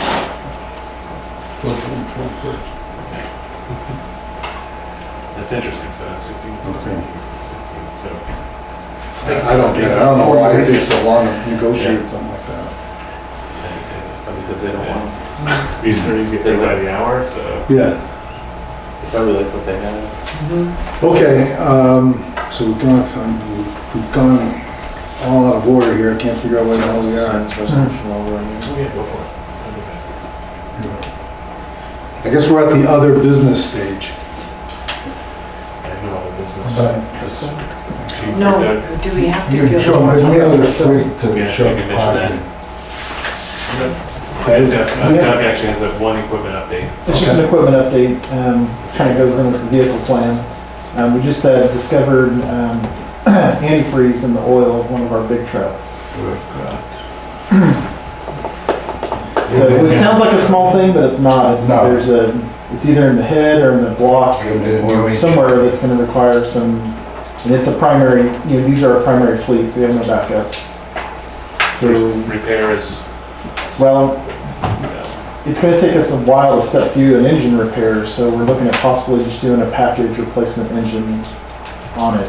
So some of the budget numbers I gave you on what we've had for repairs and maintenance being less this year, some of that might be. You're gonna eat some of the budget you thought you were saving. Yeah. Is For an engine. this the truck that was rolled over a couple years ago? No, that was truck 9. This is actually a truck we'd want to keep. This is, if it was one we were thinking about getting replaced for this next cycle, we'd get it through and wait for the warrant article and see how things go, but this is one we'd actually want to keep. It's our second best truck. How are the engines on those two that were decommissioned? Probably not. And they're a different style engine. They're an older International and they wouldn't fit. We talked about that. We've done the best we can to scavenge parts off those trucks. So just update on that. Okay, thank you. Great news. Yeah. It's all we seem to hear these days. It's about 35,000. That's somebody asked that question. It's about 35,000 if we do a package engine replacement. And that comes with the warranty. It's more than the engine. Gary's covering that. Yeah. Thanks, Gary. It's all the parts too. It's all the accessories. The donation now? Yeah. It is the end of the year, so if anybody watching does want to make a donation, Yeah. it's tax deductible. And it's really a timing issue because they go that route, they can turn the truck around to us in 2 weeks. Compared to having to go through all these steps to try to investigate. If they can do it in 2 weeks, they'll be able to do it for less than 35,000. Yeah, let's renegotiate that. Yeah. Okay, any other business? We're gonna, Board of Assessors? Oh, that's right. then we'll get the public comment after Board of Assessors. Okay, did you want, on something we already talked about, or? No, I just. Okay. Okay, so we will, I guess we open a Board of Assessors meeting to, Make a motion that we accept the appraised value of $359,800 for tax map 3-2. Second? any more discussion on that? All those in favor? Aye. Opposed? Unanimous. All right, stay out of BTLA for that one. Now we go to public comment. My question is, where you don't have any tax bills out, have you people had problems with the state of New Hampshire or not doing something correct? Just to give you one little bit of piece of background on it. So all towns in New Hampshire were delayed, I think, by at least 2 weeks because of the budget. The state I've had budget. other towns that I own property in and they've had them for months. And So I'm wondering what's going on with the town of I was Lewis. going to give you a little more information. So, yeah, so most were delayed by at least 2 weeks. As of Friday, I think it was Thursday or Friday when I checked, there were still 60 towns without tax rates. This year, we do have one thing that's a little more complicated, and that's because we have the largest, I think it's the largest pilot agreement in the state this year, the Great River Hydro. So with that, there's some interpretation of the statute that talks about the allocation of value and also the allocation of tax rate. And so there's been some, at the DRA level, looking at it to make sure that they're reading it right. We're also doing the same thing. In fact, we just were even, I believe, speaking with them, Karen was talking with them today. On Friday, they were going to have their legal team review. There's 2 different statutes that potentially impacted. The DRA, I think 6 months ago, the director of the property division, there was a new director that came on too. So they want to make sure that, they're interpreting it consistently and or seeing if maybe, the new director is going to interpret it different than the old one. So really, it's our delay right now is based on the Great River Hydro pilot. Correct me if I'm wrong, the delay, what they're trying to determine is how is the allocation between town and school established? That's right. That's, they just gotta resolve that. Yeah, and I mean, it looks like it's down to like, with the, we receive a flat amount of $4,059,000 for the Great River Hydro payment for the next 5 years. And so the statute, the interpretation issue looks like it's saying how you can, in certain situations, you're not supposed to disproportionately apply those revenues to a school or a town different than it was before. And one of the questions is, well, is it is it the value, like is it actually the valuation that you're not supposed to do, or is it the cash? And it makes a difference in the tax rate if you do one versus the other. You know, and then there's a question too about the statute, the way it's worded, where the ands and ors are as far as the school district. One thing that's added to the difficulty is the fact that the statute looks like it's actually written for towns that have a multi-town school district, and where Littleton doesn't, that's where the gray area comes in. If it was a multi-town school district, it looks a lot more black and white. So that's kind of where we're at right now. We're just waiting on them. Are they expecting that, do they give you a time frame of them reviewing? You know, the Thanksgiving might mess it up, but I was told by the director on Friday that they were going to try to look at it either today or tomorrow. So, and I didn't actually speak with them. I know that architect and Karen were working this afternoon. I'm back to the same identical thing that I said before. You brought in, and the last time you did it again, you brought in Sansucci. Mr. Sansucci was in this room making comments. Now, our water and light department has run efficiently because of the fact that they have won so many lawsuits in the water and light department. They paid for the thing up on the end of School Street and everything else on it. I'm telling you, Mr. Sansucci stuck us in here with this, and if it comes in wrong, be prepared to go back and hold him responsible. He's got insurance out of it, and it would pay for it. So you should not, and you shouldn't be going and jumping the gun and going to him on this. I'm telling you, you need to be prepared, depending on what happens out of it, and research it, because you can get a tremendous amount. It happened down in Lincoln in the sewer project. There's nothing wrong with this. They just, DRA is determining how it's split. There's nothing wrong with what happened.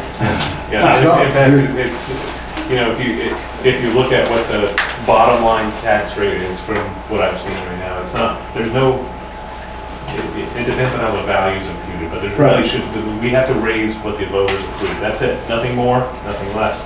And so yeah, their decision on how it's distributed doesn't impact the bottom line. It just impacts the town tax rate and the school tax rate. But the bottom line, the total is the same. How about the county tax? That's county. Right, but it's still the same amount. It's still the same amount. It's a matter of, but what it boils down to is the distribution of the town and school. It still comes down to it. The county, this was not brought out when they did it in this county tax, so we were having to pick up the extra money on this thing from that part. So extra money? No, it was an extra charge on the thing from the county coming back out of this tax. That's separate, I mean, but so the state school is the only one that doesn't use utilities for its valuation, because the state uses its own values to collect taxes directly from utilities. But like the way you're saying, I think is, yeah, town, local school, and county all are taxed off of the total valuation. So, but the amounts themselves stay the same. So, you know, we'll owe the county what we owe the county, we'll owe the local school, and. But okay, so maybe point out something I didn't understand. The county portion is, we already know what that is. The amount. The amount, right. So that's not what they're trying to, that's not what they're trying to establish right now. They're trying to establish how they're separating. With a pilot, you get stuck more on it back to the taxpayers and in town. Well, I mean, you know, the only thing that I can see different with the county, just like we would with the town or the school, is if you do an imputed value, meaning, you know, you back into a value based on the payment amount, then, yeah, the county tax or the town tax or the school tax will be higher or lower based on what they come up with for value. Right. The money and they won't tell us how they come up with that. And it's going to be paid for by the people in the town, not anybody else. That's how it did when you got that pilot. That's what you're doing, and you stuck all the people paying the extra bills. I believe we have a very fair pilot, and it really saves the taxpayers in Littleton. I think that was I've actually heard a lot of positive feedback on that pilot, and not only from people in Littleton, but from people outside of Littleton. So that decision's been made, and I still think it was a good one. Yeah, and ultimately, it's part of an overall objective of the town to create a stable tax rate. Right. I think that spikes and drops aren't good. It doesn't give you predictability and doesn't allow you to have good long-range planning for developers or homeowners. Any other comments, Rudy? Yes. Saturday I went to a meeting down in Concord and just find out, that the state of New Hampshire, he distributed $124 million for education. When I asked, the town manager, is, do Littleton High School or any other school, do they inform you guys if they get any, Yeah, so this. any piece of the pie of this $124 million? Yeah, they do. So their portion, I believe, is $400,000 that they received. Just 400,000? Yeah, I believe so, yeah. And then if that's the same money, the surplus monies from Yeah. House Bill 2. Yeah, and then the town itself had monies too that it received. 123, yeah. Yeah, also, we were talking about how much the towns, they receive to make sure, that they have a property tax relief for people that they are in stress, okay? Do you guys get any money from, from Concord about, for tax, yeah, property tax? I know there's a process called, I think it's like the DP8 form. The DP8 form is for low-income households. They can fill it out, and I think it's a credit or a payment. I'm not exactly I think, sure. I think he's talking about the 123 or 124 we just received. I think that's what he's referring to. Oh, okay, yeah, that's just a payment for the town to do whatever it needs. It's gonna be a 2-year payment, and next year's payment, the law requires it to be paid directly to lower the tax rate, or just in general. Right now, the town will receive any money? The town, under the same bill, received a little over $120,000. 120,000? Yeah. Thank you. Also, this is just a comment for the town manager, for the chairman. I suggest, that you guys really think about this 3% increase that you guys give, to the library. You guys give, about $2,000 increase to the health office. You give a planning zone 3% increase. And the only reason it's not because it's people they don't do the job and stuff like that. You know how many people are there, on Social Security up in Littleton? And they don't get 3% increase. It's something, you guys, do whatever you want, but I talk with some people and, they say, Jesus, 3% increase? That's a lot of money. Well, that's, your comments are well taken. There are people we always have to be thinking about. There are people on fixed incomes, and this impacts them all the time. And we're in a tough spot because we have a lot of expenses we got to deal with. We've got a lot of catching up to do. But we also have to think about there are that 3% pay increase. There are people that are doing the work. If they don't get some increase, they're essentially taking a pay cut. And they can go somewhere. Mr. Chairman, I think so works the way you explained. It's really, it's the other way around. It's really, because the 3% increase that you give it to the library or you give it to any other entity, this comes out not just from the people on Social Security, but comes out also the people that they work in McDonald's for $7 an hour. Why they don't get 3% increase? I don't know what. Why you gotta give a 3% increase to these other entities in town? We don't have to. We have to consider. We have to consider it. And that's why I say, it's consider, probably. The library is only building only. You don't have any control over the libraries. That's governed by the state. Yeah, but I think he's talking about pay increases in general. I think that's what he's driving at. I'm telling you that you don't have any control over that. I know, but we have a lot of You municipal only got the employees. building, that's all you got. But I think he's using that as an example, but what he means is all municipal staff that we're paying. Well, that And could getting, I think that's what he's referring, am I right? Am Well, I right? I heard earlier about the library and broadening it up out of it. And all the stuff I'm hearing is a lot, you don't have anything to do with it. The library in turn is only building. That's all. They are governed by laws of the state of New Hampshire out of it, and not the town manager's fault, only taking care of the building. That's all. Another thing, Mr. Chairman, I mean, I thought last year, we get rid of the airport, right? For $7,000, it's only $8,000. Yeah, we did, they didn't approve it, right? Yep, the warrant article did And not when, pass. and when you guys put it on this year, for reconsideration? I think if the voters voted down the second year in a row, then the airport commission. Oh, you made it again, the vote? Yeah, it's gonna go to warrant article. Thank you. My next question is, how much money did you get out of the room and board and bed and board tax? in the town of Littleton, you know? You don't know, do any of you three of you know? No. Okay, let me tell you, you got $300,000. Okay?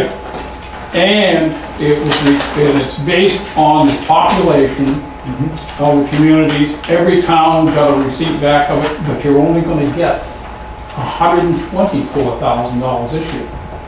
So you take the difference, and that required that money to go to the taxpayer. You couldn't use it for anything else in the community, But consequently, you're gonna lose that amount of revenue. Am I right, Mr. Town Manager? With the meals and rooms tax right now, they underfund that to us. I think we're back when the economy was going down. Later, actually, I think the statute called it, we're supposed to get about 40%. Yes, right. Yeah. But the state took the money. The state, you know, it's an interesting point, because the state took the money to help stabilize their budgets, but then that meant that was basically putting it on the backs of the taxpayers locally. Well, I'm trying to get at is, you people, I read your article in the newspaper about taking this $124,000 or what it is in here and wanting to spend it on this, that, and the other.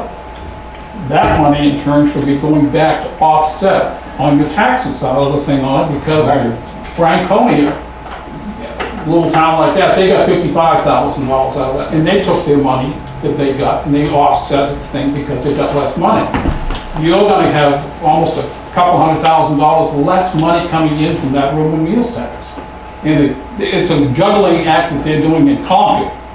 Concord is responsible for not doing this thing correctly, or the thing on it, but if you don't understand what you got, and you guys go and vote this thing in these hearings and stuff like that on it, you're gonna burn the taxpayers out. So save that $124,000 and give it back to the taxes, because you're gonna be off that money.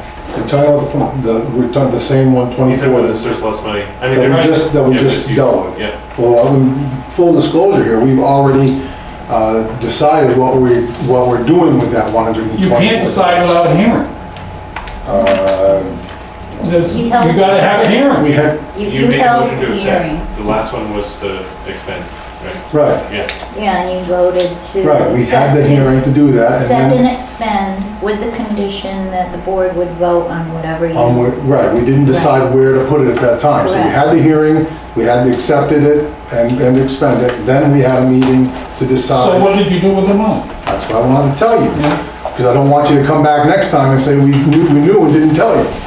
So at the last meeting, we put, do you have a breakdown? $50,000 went to reduce tax rate.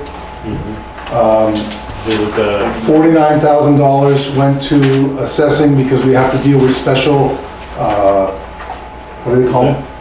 special purpose property. Special purpose properties in Park and on Meadow.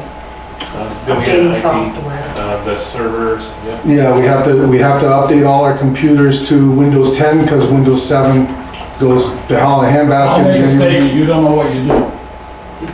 Okay? Especially when it came down to this room and meals tax, going from $300,000 down to $124,000. Either he didn't bring it to you, or you don't know what you're doing.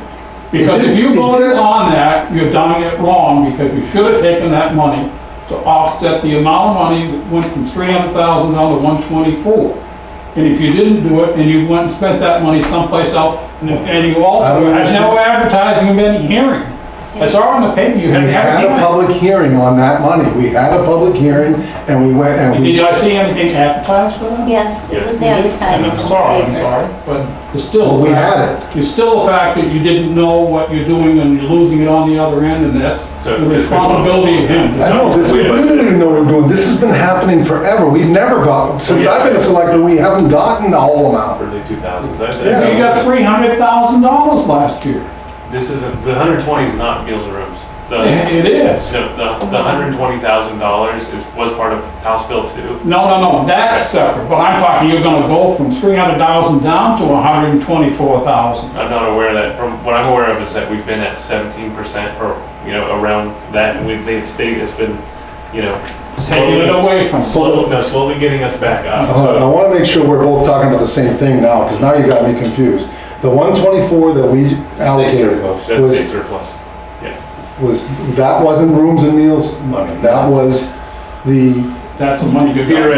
that was the money we get because of It's the, surplus. the budget deal they finally came to. That's right. But one thing, I would say maybe this is the confusion is that money, the surplus money, was generated likely from the state's collection of the Meals and Rooms tax, and we should have gotten it anyways.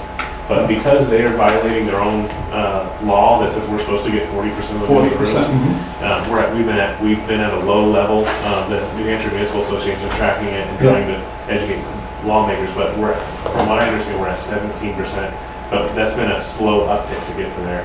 The goal would be to get the state back into commitment of, what everybody kind of allowed to happen during the economic recession, to say, okay, well, now you're creating surplus funds because the economy's back. Why don't we get back to the 40%, give it back to And we the. budget. Right, but we have not been budgeting based on the 40%. Right. Oh, no, we budget based on what we're actually paying. Right. Not what you received. You got $300,000 that offset the money that went for your taxes.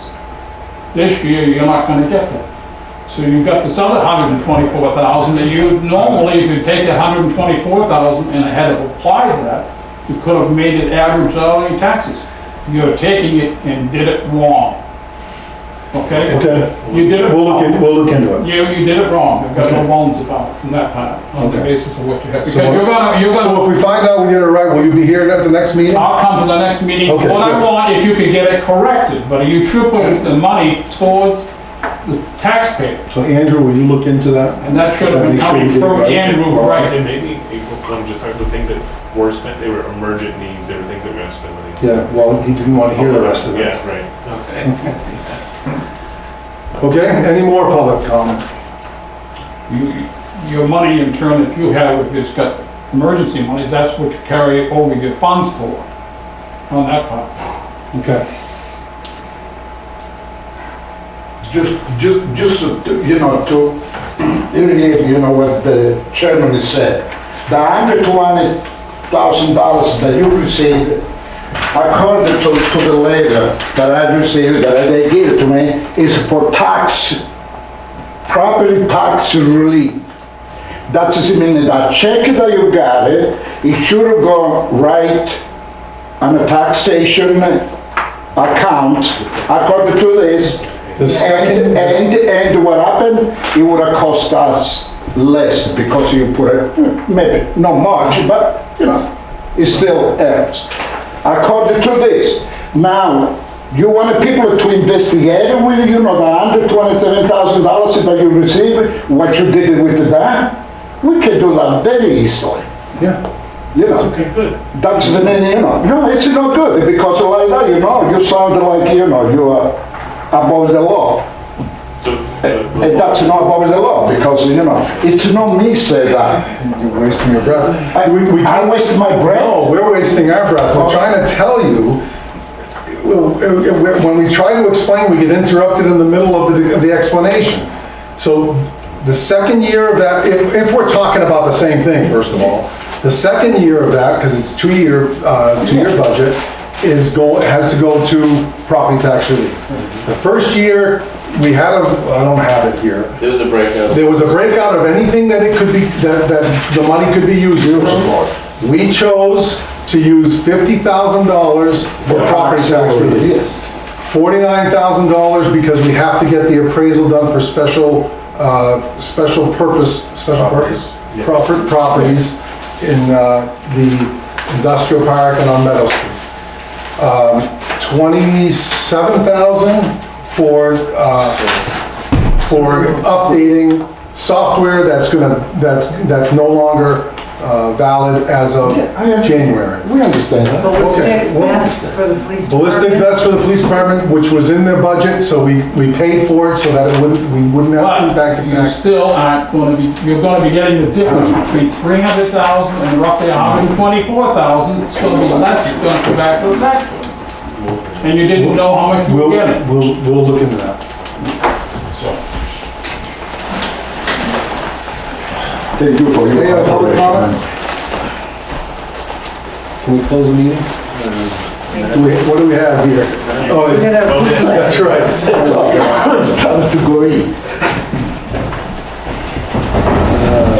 Minutes. Okay, so we gotta approve the minutes from, yes, Board of Selectmen's meeting from April. We're making headway, we're catching up. Yeah, slowly. April 8th. Thank you. You've all seen those? Any comments or any motions? Make a motion to accept the minutes of April 8th as presented. All those in favor? Aye. Opposed? None. And we don't have to go into super secret non-public, right?